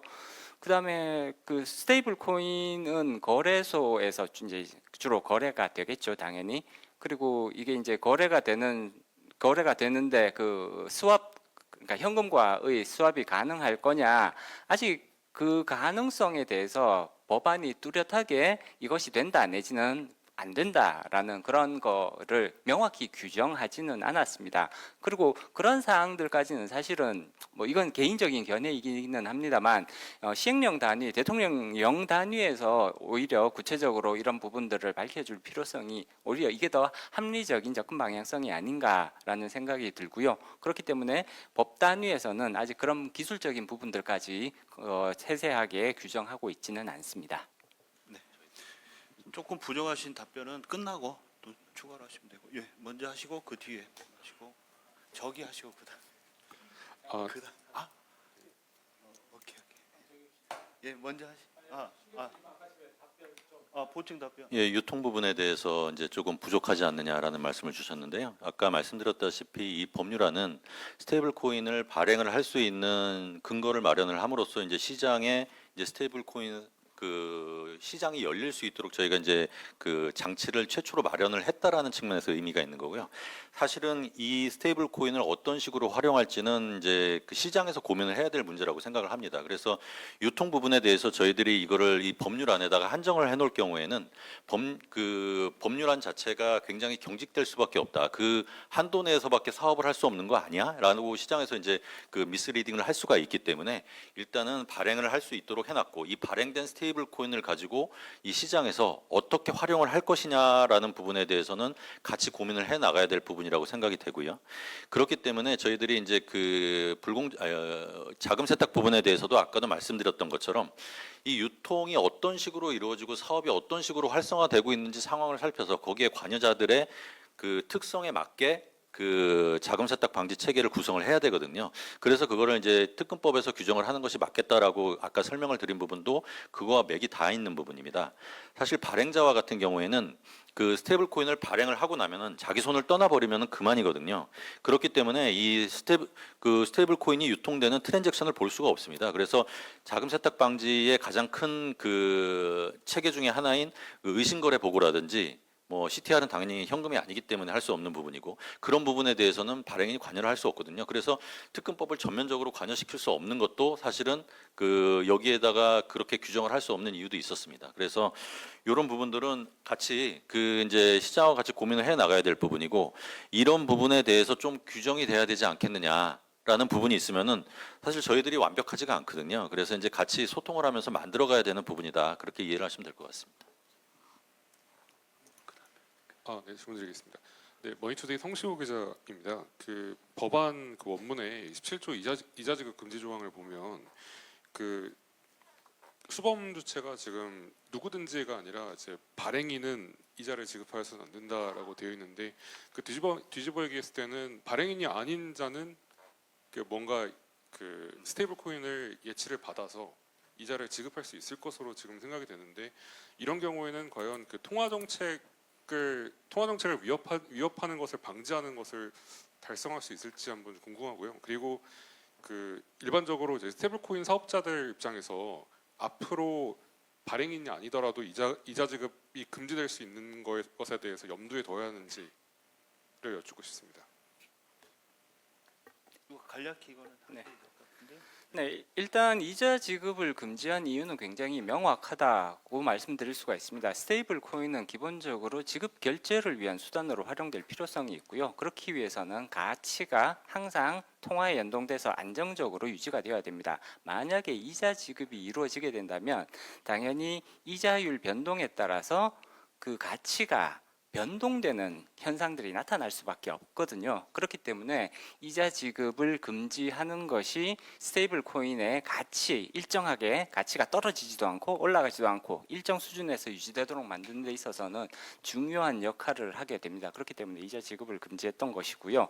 그러면 이자 지급을 금지하게 되면 예를 들어 디파이 시장으로 가서 스테이블 코인에 대해서 뭐 스테이킹을 받는다든지 뭐 이렇게 해서 이자 지급을 하는 그런 서비스업자들이 나타날 수도 있는데 그럼 이런 것도 안 되는 거냐? 스테이블 코인 법안은 이러한 것까지 금지를 하고 있지는 않습니다. 시장이 어떠한 방식으로 스테이블 코인을 활용할 건지는 앞서 신상훈 교수님께서도 지적해 주셨듯이 이거는 시장이 풀어나가야 될 영역이고 조금 더 다양한 방법으로 접근이 가능하겠죠. 이런 부분들까지 스테이블 코인 법안이 제한을 할 필요는 없다라는 판단이 있었고요. 그렇기 때문에 발행자에 대해서 이자 지급을 금지하는 쪽으로 최종적인 그런 이제 의견들이 모아지게 된 거죠. 신상훈 교수님 혹시 보충 안 하셔도 돼요? 예, 뭐 괜찮을 예. 것 같습니다. 예. 저 뒤부터 하시고 죄송합니다. 예, 저는 한국경제신문 이시은이라고 하고요. 사실 매번 나오는 얘기긴 한데 이 내용 나올 때 이제 한국은행 측 이 입장들을 보면은 뭐 이런 내용들도 있더라고요. 뭐 지금 이 법안 관련해서 금융위 인가만으로 발행이 가능하고 이제 발행량과 유통량 조절도 이제 위원회의 협의로 결정하게 되어 있어서 구속력이 없을 수도 있다. 이제 뭐 시중 유동성 급증 가능성을 우려한 것 같은데. 이제 이러면 또 한은에 떨어지는 통제력과도 연결이 되겠죠. 이것에 대한 이 우려에 대한 입장이 궁금하고요. 그 다음에 사실 이제 발의는 이제 됐지만 이게 대선 이전부터 논의되어 오던 내용인 만큼 혹시 안도걸 의원님께서 답변이 가능하시다면 뭐 언제까지 좀 법안이 처리되어야만 한다고 생각하시는지 혹시 뭐 연내까지도 가능할지 이런 것 좀 궁금합니다. 두 가지 다 의원님께서 답변을 하셔도 될 것 같은데. 그러면은 제가 잠깐만 먼저 한국은행 건에 대해서 말씀을 드리면요. 한국은행에 이제 우리가 지니어스법을 보면은 이제 만장일치제를 취하고 있지 않습니까? 그래서 이제 한국은행의 입장에서는 사실은 스테이블 코인이 통화 정책에 미치는 영향이 크다고 판단을 하고 있고요. 그래서 한국은행에 일정한 역할이 필요하다는 점에 대해서 한국은행 측에서 밝히고 있습니다. 그래서 아마 다른 법안에서도 보기 어려운 만큼의 수준에 저희는 디지털 자산위원회를 만들어 놓고 거기에 또 한국은행의 권한을 넣는 방식을 취했습니다. 그래서 아마 제가 보기에는 통화정책과 외환정책, 기재부 입장까지 포함해서 외환정책까지 모두 고려한 정책적 판단의 영역 그리고 해당 각 정부 조직법 내지는 한국은행법상 갖고 있는 기재부나 한국은행의 권한을 가장 잘 조화시킨 법안이 아닌가라고 생각을 합니다. 그래서 한국은행은 디지털 자산위원회 안에서의 어떤 스테이블 코인의 발행에 관련된 사항들에 대해서 논의를 할 수가 있고요. 거기에 추가적으로 보시면은 저희가 그런 걸 넣어놨습니다. 한국은행 및 기재부 장관의 자료 제출 요구권이라는 걸 넣어놨습니다. 그리고 긴급조치 요청권이라는 걸 넣어놨습니다. 요청과 요구는 상당히 다른 측면인데요. 요구는 보다 강력한 권한의 행사를 의미를 하는 거고요. 요청은 이제 금융위원회가 자기 스스로 판단하는 거기는 합니다만은, 그래서 저희 나름대로는 통화정책의 스테이블 코인이 통화정책에 미치는 영향이 분명하다고 생각합니다. 따라서 그 부분을 최대한 배려를 해서 아마 다른 법안과는 달리 이 부분에 대한 가장 세심한 배려가 들어간 법안이 아니었나라고 평가합니다. 제가 조금만 언급할게요. 지금 한국은행의 우려에 대해서는 저희가 잘 알고 있습니다. 저도 한국은행하고 긴밀하게 지금 소통을 하고 있고, 이제 한국은행에서는 이게 자칫하면 이제 그림자 통화가 되면서 이제 한국은행의 어떤 통제 밖을 벗어나는 거 아니냐라는 이제 이런 우려를 하고 있는데요. 충분히 이제 이 광의의 통화량의 관점에서 이걸 받아들인다면은 또 그거를 유효하게 통제할 수 있는 그런 제도 장치는 지금 이미 되어 있다라는 겁니다. 그렇지만은 이게 스테이블 코인이라는 것은 한국은행이 발행하는 거 아니잖아요. 한국은행이 통제하는 본원 통화가 아니잖아요. 이거는 시장에서 있잖아요. 이제 만들어지는 그리고 유통되는 겁니다. 그래서 이거는 근본적으로 이는 이제 하나의 시스템에 의해서 움직이는 이런 거지 통화 당국에 의해서 움직일 수 있는 것은 아니다. 이렇게 좀 보여주는 거고요. 또 하나 지금 그러면은 이 스테이블 코인이 이제 활성화돼 가지고 이게 완전히 법정 통화를 대체해 버린다. 어느 정도까지 대체할 것이냐, 그리고 대체하는데 시간이 얼마나 걸릴 것이냐, 그거잖아요. 그런데 이거는 상당한 있잖아요. 시간이 이제 걸리는 문제이고, 또 스테이블 코인이 어떻게 있잖아요. 나름 경쟁력은 지금 갖고 있는 거예요. 법정 통화에 대비해서. 그리고 여러 가지 타 지급 결제 수단에 비해서 갖고 있는 거거든요. 그래서 그거는 이제 시장에서 있잖아요. 그 아마 그 스테이블 코인의 어떤 그 규모랄까, 이 사용 규모랄까 이런 것들은 결정이 될 것 같아요. 지금 이번에 그 베센트 미 재무장관이 말씀하셨죠. 지니어스 법안을 통과시키면서 현재 미국에 있지 않습니까? 그 달러 스테이블 코인이 한 2천억 불 되는데 한 3년 내에 한 2조 불 될 거다. 10배 정도 될 거다. 좀 이렇게 했는데 그 2조 불이라는 것도 그렇죠? 이제 빠르게 이제 뭐 늘어나는 부분은 있겠습니다만은 전체 미국의 통화량에 비하면은 어떤 극히 이제 미미한 좀 이런 좀 상황이거든요. 그래서 우리나라 같은 경우에도 지금 이게 이제 도입이 된다 하더라도 이게 당장에 있잖아요. 어떤 법정 통화를 대체할 수 있을 정도의 어떤 규모와 속도로 갈 거냐 이런 부분에 대해서는 우리가 좀 생각을 좀 해봐야 된다고 생각됩니다. 여하튼 지금 중요한 거는 장차 있지 않습니까? 뭐 일어날 수 있는 어떤 굉장히 암담한 상황을 뭐 전제로 해가지고 우리가 할 게 아니고 이 스테이블 코인이 갖고 있는 막강한 있지 않습니까? 그 파워, 그 부가가치 창출 역량 이걸 우리가 어떻게 잘 활용할 것이냐, 그리고 우리가 어떻게 적정하게 우리 통화 정책의 틀 내에서 관리할 것이냐, 이게 이제 중요한 것 같고, 저는 현재 그 스테이블 코인에 있잖아요. 그 영향력이라든지 단기적인 중장기적 영향력이라든지 또 우리의 통화 역량, 통화 정책 역량에 비춰봐서 이렇게 걱정할 필요는 없다, 이렇게 좀 생각합니다. 예, 이 질문과 좀 유사한 질문이 이 사전에 있어서 지금 그거 잠깐 말씀드리고 하는 게 좋을 것 같습니다. 지네코리아 손희연 기자님이 질문 주셨던 건데요. 한은 및 금융당국과 사전 논의했다고 했는데 어떤 의견이 제시됐고 법안에 어떤 것이 수용됐는지, 두 번째, 외환 및 통화당국이 우려한 내용이 향후 규정이 구체적으로 어떻게 포함될 것인지, 세 번째, 협의체 등이 한 회사의 경영을 일시적으로 중단할 때의 벌어질 수 있는 문제들을 어떻게 해결할 것인지. 첫 번째, 두 번째는 지금 설명한 내용 비슷한데 혹시 보충 말씀 있으시면 하시고 아니면 답변으로 가름하겠습니다. 제가 저기 있잖아요. 이제 기관 간의 그런 문제에 대해서 여기서 깊이 좀 이야기하기에는 이제 부적절 좀 하고요. 여하튼 한은의 우려 그리고 한은의 요청을 충분히 이제 저희는 실무적으로는 이제 고려를 했다라고 좀 생각을 하고 있습니다. 그래서 또 한은의 입장이 있는가 하면은 또 다른, 그렇죠, 금융당국의 입장도 있고 다 있지 않겠습니까? 그래서 그런 부분들을 이제 절충하는 범위 내에서 한은의 입장을 최대한 반영을 했다라고 생각됩니다. 제가 이 법안을 발의하게 된 동기도 그겁니다.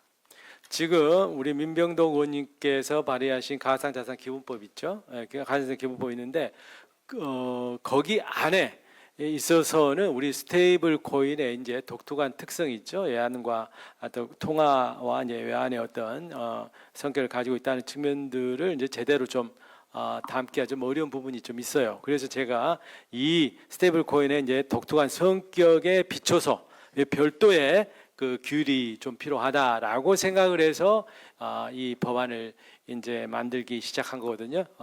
그게 바로 이제 저 단초가 이제 통화와 예안 정책에 어떻게 조화를 할 것이냐, 그리고 통화 당국의 그런 우려들 있지 않습니까? 이러한 부분들을 불식시키면서 효율적으로, 효과적으로 또 통화 정책을 이제 유지를 해야 되는 이러한 문제의식에서 출발을 했기 때문에 우리 법안에서 현재 부여되는 한은의 어떠한 그런 역할, 그리고 또 그걸 수행하기 필요한 권한은 아마 최대한 반영이 된 게 아니냐 이렇게 생각됩니다. 그렇지만은 또 새로운 이슈가 있을 수 있고 하기 때문에 한은하고 지속적으로 협의해 나가도록 하겠습니다. 문철 네, 교수님 간단히. 제가 통화 관련돼서 좀 팩트를 바로 잡아야 되는 시점이 아닌가 싶은데 이 스테이블 코인 발행하면은 통화량이 물론 늘겠죠. 근데 과연 그게 통화 정책에 어떻게 영향을 미치냐 이게 이슈인데 과연 그럼 이자율이 많이 발행하면 떨어질까요? 거기에 대해서 우리가 팩트로 알고 있는 건 뭐냐? 미국에서 그 스터디가 IMF에서 많이 됐습니다.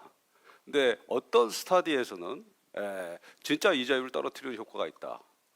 가 나오고 어떤 스터디에서는 그렇지 않다가 나오고 있습니다. 그래서 학문적으로는 통화 정책, 이자율 정책에 스테이블 코인 발행이 직접적으로 영향을 준다고 우리가 확인할 수가 없습니다. 없다는 사실조차 지금 연구 결과로 지금 나오고 있어서 그런 점이 이제 반영이 돼야 될 것 같습니다. 그리고 이제 그 아까 말씀드린 이제 스마트 컨트랙에 의해서 심지어 통화량이 많이 발행이 되더라도 통화 당국에서 한국은행 자체가 스마트 컨트랙에 의해서 통화량을 널리고 줄이고 하는 그런 부분에서 더욱 적극적으로 더욱 민감하게 조절할 수 있는 그런 기제가 이미 테스트되고 있다. 다른 나라 중앙 정부에서 중앙 은행에서 따라서 그런 것을 위해서 더 노력하는 방식 그런 식으로 진화돼야 되는 게 아니고 진화돼야 된다 이런 생각이 많이 듭니다.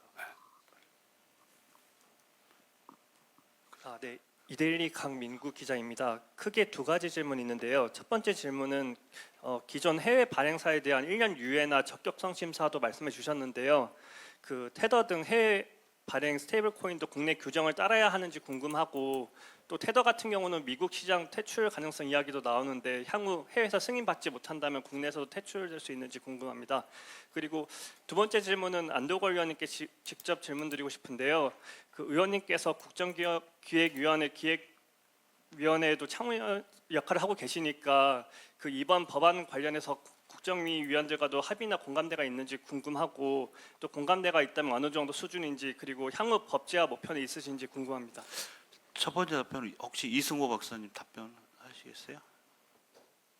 예, 제가 하겠습니다.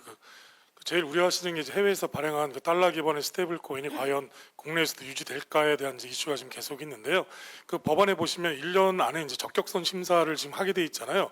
그리고 아시다시피 최근에 이제 그 미국에서 발의된 지니어스 액트에서도 이게 보시면 아마 그 법이 시행이 된다 그러면 테더 같은 경우에는 3년 안에 퇴출될 가능성이 상당히 높습니다. 이미 그 유로 EU에서는 미카 법안을 통해서 그 프랑스의 뭐 서클이 실질적으로 뭐 어떤 이 상환이라든가 이런 부분에 대한 의무를 부담하기 위해서 자회사를 설치한 것처럼 테더는 현재 그런 조치가 하나도 없습니다. 그렇기 때문에 이 법이 통과된다고 한다 그러면 아마 적격성에 대한 이슈, 그리고 과연 이 적격성에 대한 이슈가 중요한 것이 아니라 테더라든가 해외에서 발행된 달러 기반의 스테이블 코인 발행사가 과연 우리나라의 어떤 규제를 준수할 수 있을지 없을지에 대한 이슈가 있기 때문에 아마 그 준수할 이슈가 그 의무가 있고 자기네가 판단해서 준수하겠다고 얘기한다 그러면 당연히 계속할 수 있는 것이고, 그렇지 않고 그냥 뭐 자기네는 그냥 시장 그 경제 원리에 맡기겠다 이런 식으로 얘기한다 그러면 퇴출 수준은 면하지 못하지 않을까 지금 그렇게 보고 있습니다. 국정이 그래서 제가 아까 좀 여기 이제 통계를 조금만 이야기하자면은 이제 그 통화량 있지 않습니까? 이제 글로벌 통화량을 우리가 M2로 기준을 해봤을 때 지금 글로벌리 또 이렇게 통용되고 있는 스테이블 코인과 이제 비교를 해보면 지금 어느 정도 되느냐라고 하는데 지금 한 0.17% 정도 된다는 거거든요. 미국은 상대적으로 조금 이제 활성화돼 있죠. 그렇기 때문에 하는데 거기가 한 3 내지 4%.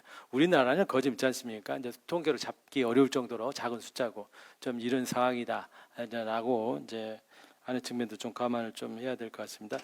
그리고 이제 국정에서도 이제 스테이블 코인은 굉장히 중점적으로 다뤄지고 있습니다. 그리고 여기는 우리 공약에도 이제 들어가 있는 사항들이고 하기 때문에 거기서 충분히 여러 측면에서 논의를 지금 하고 있다라고 좀 말씀드리고 이제 결국에는 이제 입법의 시기 이제 문제 아니겠습니까?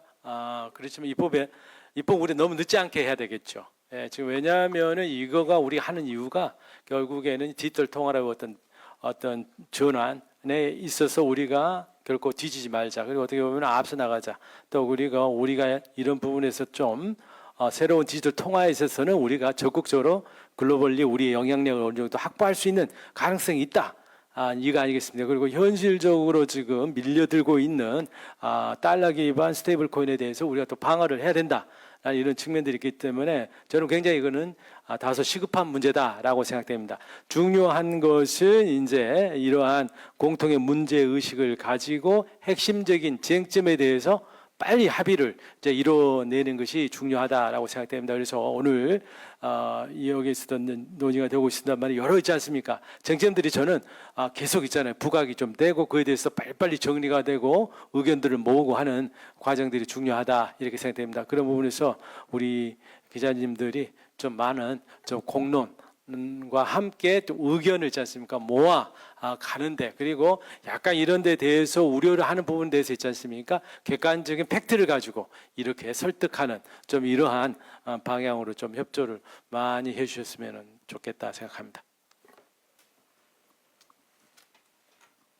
네, 안녕하세요. 이투데이 정성욱 기자라고 합니다. 나왔던 질문이긴 한데 해외 주요국들에서 스테이블 코인 관련 입법이 많이 진행된 상황이잖아요. 그래서 국내에서도 빠른 법안 도입이 필요한 상황인 것 같은데 혹시 뭐 내년 상반기쯤에는 국내에서 스테이블 코인 발행이 가능할 것으로 그러니까 입법이 빨리 이루어진다면 어느 정도까지 좀 예상하시는지 타임테이블을 좀 여쭤보고 싶고요. 두 번째로 법안에서 금융위에 긴급조치 명령 권한을 부여하고 한은과 기재부에는 긴급조치 명령 요청권을 부여했는데 기관들이 서로 다른 판단을 내릴 경우에 금융위는 어떤 요청을 우선시해야 될지 혹시 뭐 부처 간 혼선이나 의사결정 지연 우려 같은 건 없는지 해외와 비교했을 때 구조가 좀 다른 듯해서 여쭙고 싶습니다.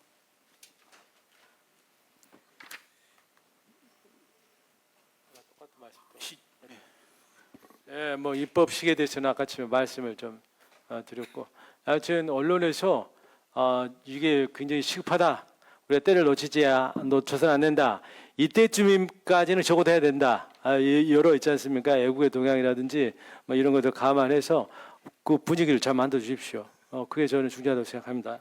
네, 그리고 아까쯤에 부처 간에 있지 않습니까? 이제 뭐 정책 조율하는 문제 이런 부분들은 지금 뭐라고 어떻게 상황을 전제라고 이야기를 할 수 있겠습니까?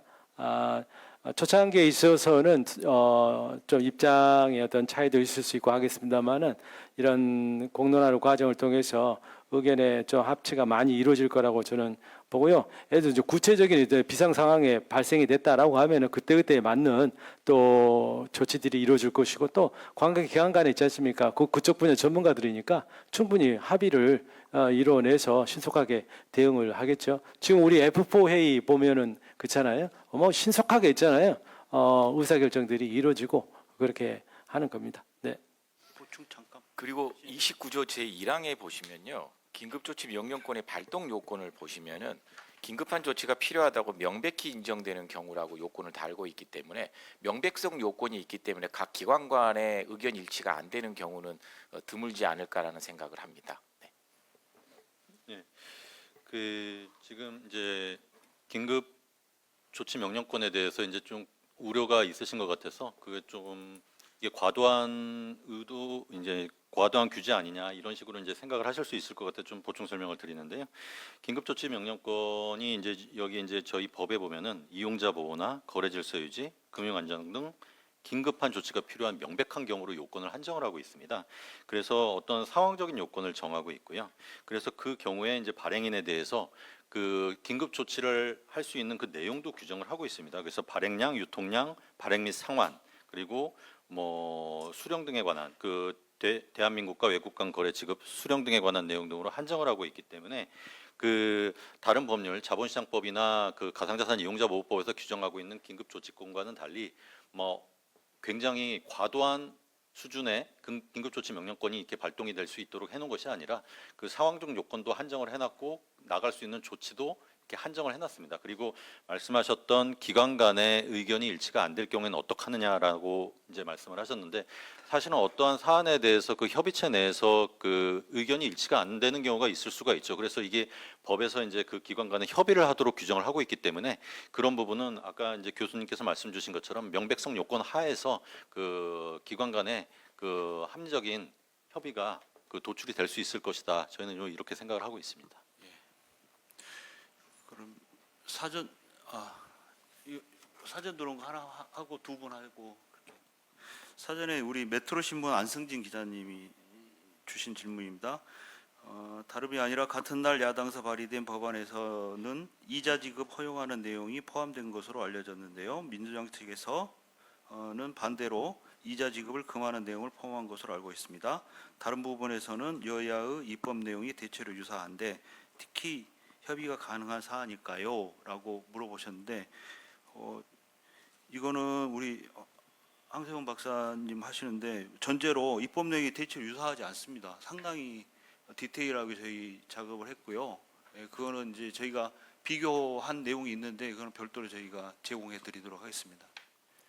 네, 앞서 임성호 부장관님께서 말씀해 주셨듯이 두 법안은 비슷한 내용 물론 당연히 있습니다. 그렇지만 굉장히 차이가 있다 그렇게 말씀드릴 수가 있고요. 저희 이제 안덕월 의원님께서 발의하신 법안의 전체적인 완성도가 훨씬 더 높을 것 같다라는 그런 이제 평가를 감히 이제 조금 말씀을 드리고 싶고요.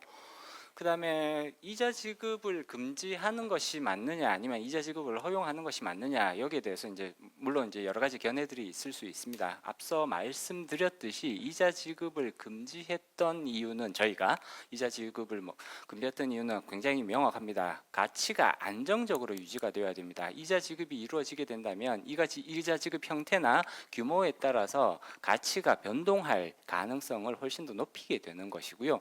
이런 부분들 특히나 이제 이자 지급을 하게 되면 그럼 이것이 스테이블 코인인 것이냐 아니면 예금 또는 금융투자 상품과 같은 이자 수익을 지급하는 금융투자 상품이 되는 것이냐 여기에 대한 이제 논란들이 생길 수가 있고 자본시장법의 적용 가능성까지 들어오게 되면서 굉장히 여러 가지 문제를 일으킬 가능성이 높아 보입니다. 그렇기 때문에 스테이블 코인에서는 이자 지급을 원칙적으로 금지를 하고 그리고 앞서도 말씀드렸듯이 여기에 관련해서 다양한 서비스가 나타날 수 있습니다. 디파이 시장 등을 통해서 그런 부분들은 민간에 의해서 조금 더 다루어져야 될 영역이라고 생각을 하고요. 마지막으로 해외에서도 지니어스 법률, 그다음에 유럽의 미카, 일본의 자금결제법에서도 스테이블 코인에 대해서는 이자 지급을 금지하고 있는 그런 이제 동일한 입법적 성향들이 관찰이 되고요. 그리고 그 원인은 앞서 말씀드렸던 그런 이제 이유에서 이런 경향들이 나타난다고 정리해 드릴 수 있습니다.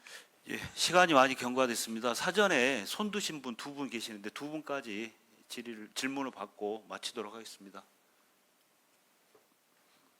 네, 안녕하세요. 저 연합 인포맥스 온다이라고 합니다. 저 아까 전에 한국은행에 대한 우려가 있다고 하셔서 그냥 질문 드리는데 얼마 전에 한국은행이 통화성이 있는 스테이블 코인이 발행 유통되면 인플레이션에 영향을 미칠 수 있다고 해서 그 민병덕 의원이 그게 아니다라고 막 일축해서 이렇게 좀 논란도 있었는데요. 이렇게 스테이블 코인이 발행되면은 국내 경제의 인플레이션을 자극할 수 있다는 우려에 대해서 안덕월 의원님은 어떻게 생각하시는지 궁금하고 그리고 법안을 준비하는 과정에서 인플레이션 관련해서 금융당국과 논의된 내용이 있는지도 궁금합니다. 예, 뭐 벌써 인플레이션 우려까지 우리가 있지 않습니까? 걱정해야 됩니까? 네, 그 너무 있잖아요. 멀리 나간 이야기라고 좀 생각되고, 예, 그렇습니다. 그리고 아까 말씀드렸듯이 이제 어느 정도 있잖아요. 스테이블 코인이 있잖아요. 그 양 볼륨이 될 거냐라는 이제 부분 아니겠습니까? 이제 그런 부분이고 또 볼륨이 된다 하더라도 그에 대해서 발행이나 유통을 통제할 수 있는 그런 기제가 같이 이제 따라가고 하는 거기 때문에 저는 그것은 과도한 있잖아요. 하나의 우려에 불과하다. 좀 이렇게 좀 생각을 저 합니다. 그리고 이제 이제 통화 승수 이제 이해가 또 나오는 거죠. 그렇게 되면은 그럼 스테이블 코인이 있지 않습니까? 이게 통화 승수가 어떻게 될 거냐라는 부분이거든요. 그러면 스테이블 코인을 그만큼 있잖아요. 이제 발행하게 되면 그만큼 현금이 이제 은행에 묶이게 되는 거잖아요. 그리고 이거에 대해서는 있잖아요. 지급 국채라든지 이런 굉장히 고유동성 분야에 이제 한정되는 거 아니겠습니까? 이게 예를 들어서 대출을 한다든지 뭐 이렇게 하는 거 아니거든요. 그리고 철저하게 그것은 막을 것이고 하기 때문에 이게 통화 창출력은 상당히 제한이 돼 있다. 이제 이렇게 좀 저는 생각을 좀 하고 있습니다. 그리고 초기 단계에서는 이제 그러한 이게 통화를 대체해서 있잖아요. 과도하게 대체하는 이런 것들은 있잖아요. 좀 자제하는 방향으로 아마 운용이 되지 않을까 좀 생각됩니다. 그래서 지금 아까 아침에 우리 황 박사님께서 이제 답변을 드렸습니다만은 스테이블 코인에 대해서 있지 않습니까? 이자를 지급하지 않는 이유가 분명히 그겁니다. 이거는 통화인 겁니다. 이게 요구불 예금 같은 있지 않습니까? 예금으로 이게 투자 상품으로 있잖아요. 일종의 절대 이건 할 수는 없다고 저는 생각됩니다. 그래서 이거는 분명하게 그 성격을 결제수단, 통화 그리고 분명하게 그거는 법정 통화고 있지 않습니까? 1대1 매치가 되는 그러한 디지털 통화로서의 역할로 저는 한정을 하고 시작을 해야 된다라는 부분이고 그렇게 생각하고 막 그렇지 않으면은 이게 지급을 하기 시작하면은 돈을 또 줘야 하지 않겠습니까? 그러면 나름대로 또 돈을 벌어야 되지 않겠어요? 그렇죠? 그렇게 되면 이걸 운영을 하면서 있잖아요. 이게 뭐 자산에 있지 않습니까? 안정성이 해치게 되는 거고 가장 중요한 통화로서의 그 기본 기능이 그거 아닙니까? 가치 안정성이잖아요. 가치 안정이 흔들려 버리면은 이게 안 되는 거죠. 그래서 그런 부분은 우리가 분명하게 좀 입장을 정하고 가야 되고 그런 측면에서 이번에 스테이블 코인에 대해서 이자 지급은 없는 것을 명문화했다 이렇게 말씀을 분명히 드리겠습니다. 예, 오늘 마지막 질문. 예. 기자가 아니라서 다행인 것은 마지막 질문하게 돼서요. 그전 바이에스트라는 회사를 운영하는 김세열이라고 하는데요. 저희가 우선 소문만 무성했던 스테이블 코인 관련된 산업 생태계를 시작할 수 있는 법안을 만들어 주셔서 안덕원님께 되게 감사하다는 일단 말씀을 전해드리고요.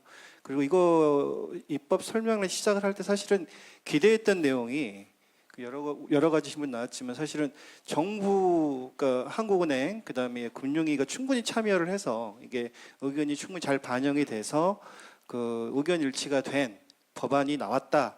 이걸 상당히 기대를 했거든요. 근데 지금 듣다 보니까 상당히 의견이 있을 수도 있고 나중에 다른 얘기도 나올 수 있다라는 생각이 문득 들었어요. 듣다 보니까. 그래서 이 과정에 충분히 저는 예를 들면 뭐 산업은행 같은 경우는 통화 정책이라든가 통화 발행이라든가 금융 같은 거는 그 인허가와 관련된 내용이 입법 내용에 충분히 잘 녹아져 있고 특히 외국한 거래에 관련된 내용도 잘 녹아져 있어서 금융 당국들의 의견이 잘 녹아져 있고 반영돼 있다라는 판단이 들었는데 그 안덕원 의원님 얘기하시다 보면은 뭐 다른 의견도 있고 뭐 조율해 나가겠다 뭐 여러 가지 그 다른 의견이 있을 수 있다는 생각이 자꾸 들거든요. 그래서 좀 이걸 명확하게 충분히 입법 당국 그 관계 당국들이 어느 정도 참여해서 어느 정도 의견을 냈고 이것들이 어느 정도 반영이 됐다는 것을 명확히 해 주셔야 이 법안을 바라보는 소비자 또 생태계에 있는 관계자들이 이 법안을 신뢰할 수 있을 거라는 생각이 들거든요. 그 부분을 좀 명확하게 좀 말씀해 주시면 좋겠습니다.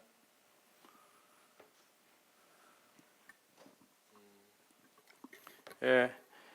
이제 무슨 취지의 말씀인지 알겠어요. 이제 제도를 도입하려면 제도의 어떠한 확실성, 그래야만이 이제 정확한 예측, 그에 따른 의사 결정이 가능하다는 당연한 우리 시장에 계신 분들의 이제 그 기대치가 아니겠습니까? 이제 그런 부분에 부응하도록 했고, 그럼에도 불구하고 하는 입장에서 있잖아요. 계속 우려하는 바는 있겠죠. 예를 들어 통화 정책을 이거 효과적으로 컨트롤할 수 있겠느냐는 것은 아마 통화 당국의 본능적인 생리입니다. 그렇죠?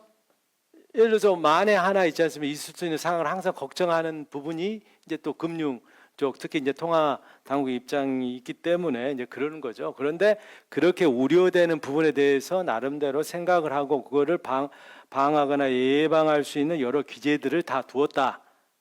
이제 저희는 이렇게 판단을 지금 하고 있고 또 그런데 또 부족하다고 생각할 수 있지 않겠습니까? 예, 이제 그런 부분에서는 또 그런 부분에서 추가적으로 논의를 해 간다는 거지 이 법안 자체가 흔들리고 있잖아요. 그건 아닌 거죠. 예, 그렇지만 최대한 저는 가장 중요한 게 통화 당국이라고 생각하거든요. 통화 당국에게 저희가 경청하고 의견을 계속 수렴하고 설명하고 하는 그런 정성을 또 보여야죠. 그래서 이번에 저희가 법안 만들면서 다소 시간이 이제 걸렸지만은 이제 그러한 충분한 설명과 협의와 정보 교환의 시간을 가졌다 되는 거죠. 예, 이제 그거를 조금 이제 믿어 주십시오. 그렇지만은 이 부분에 대해서 이제 통화 당국에서 나름대로 입장은 또 계속 있을 수밖에 없다라는 부분은 또 분명한 사실이고. 예. 네, 공식적으로 이제 질문은 여기까지 하고요. 그 더 궁금하시거나 질문 내용 있으시면 저희 의원실 한번 찾아주시든지 또 의원실에 질의를 주시면 충분히 저희가 위원님들 의견 받아서 답변을 드리도록 하겠습니다. 예, 이것으로 마치고 마무리 의원님 간단하게 마무리 말씀해 주시고 진행하겠습니다. 오늘 정말 감사합니다. 그리고 지금 밥때가 지났는데도 불구하고 우리 기자님들 여기까지 자리 지켜주셔서 너무 감사하고 그만큼 이 이슈가 중요하고 또 우리 기자님들의 기대치가 높다라는 것을 좀 잘 알겠습니다. 계속 우리 기자님들께서 관심 많이 가져주시고 우리 이 스테이블 코인 이 법이 잘 순항할 수 있도록 우리 기자님들 많은 성원과 격려 부탁드리고 저희도 항상 문을 열어놓고 여하튼 여러 개 의견 경청하겠습니다. 뭐 질문 의문 나시는 부분들 어느 현장에 갔더니 이런 있잖아요. 또 우려를 하더라라는 부분도 있으면은 계속 저희들한테도 인풋을 좀 주시기 바랍니다. 감사합니다. 네. 이것으로 가치 안정형 디지털 자산의 발행 및 유통에 관한 법률 입법 설명회를 모두 마치겠습니다.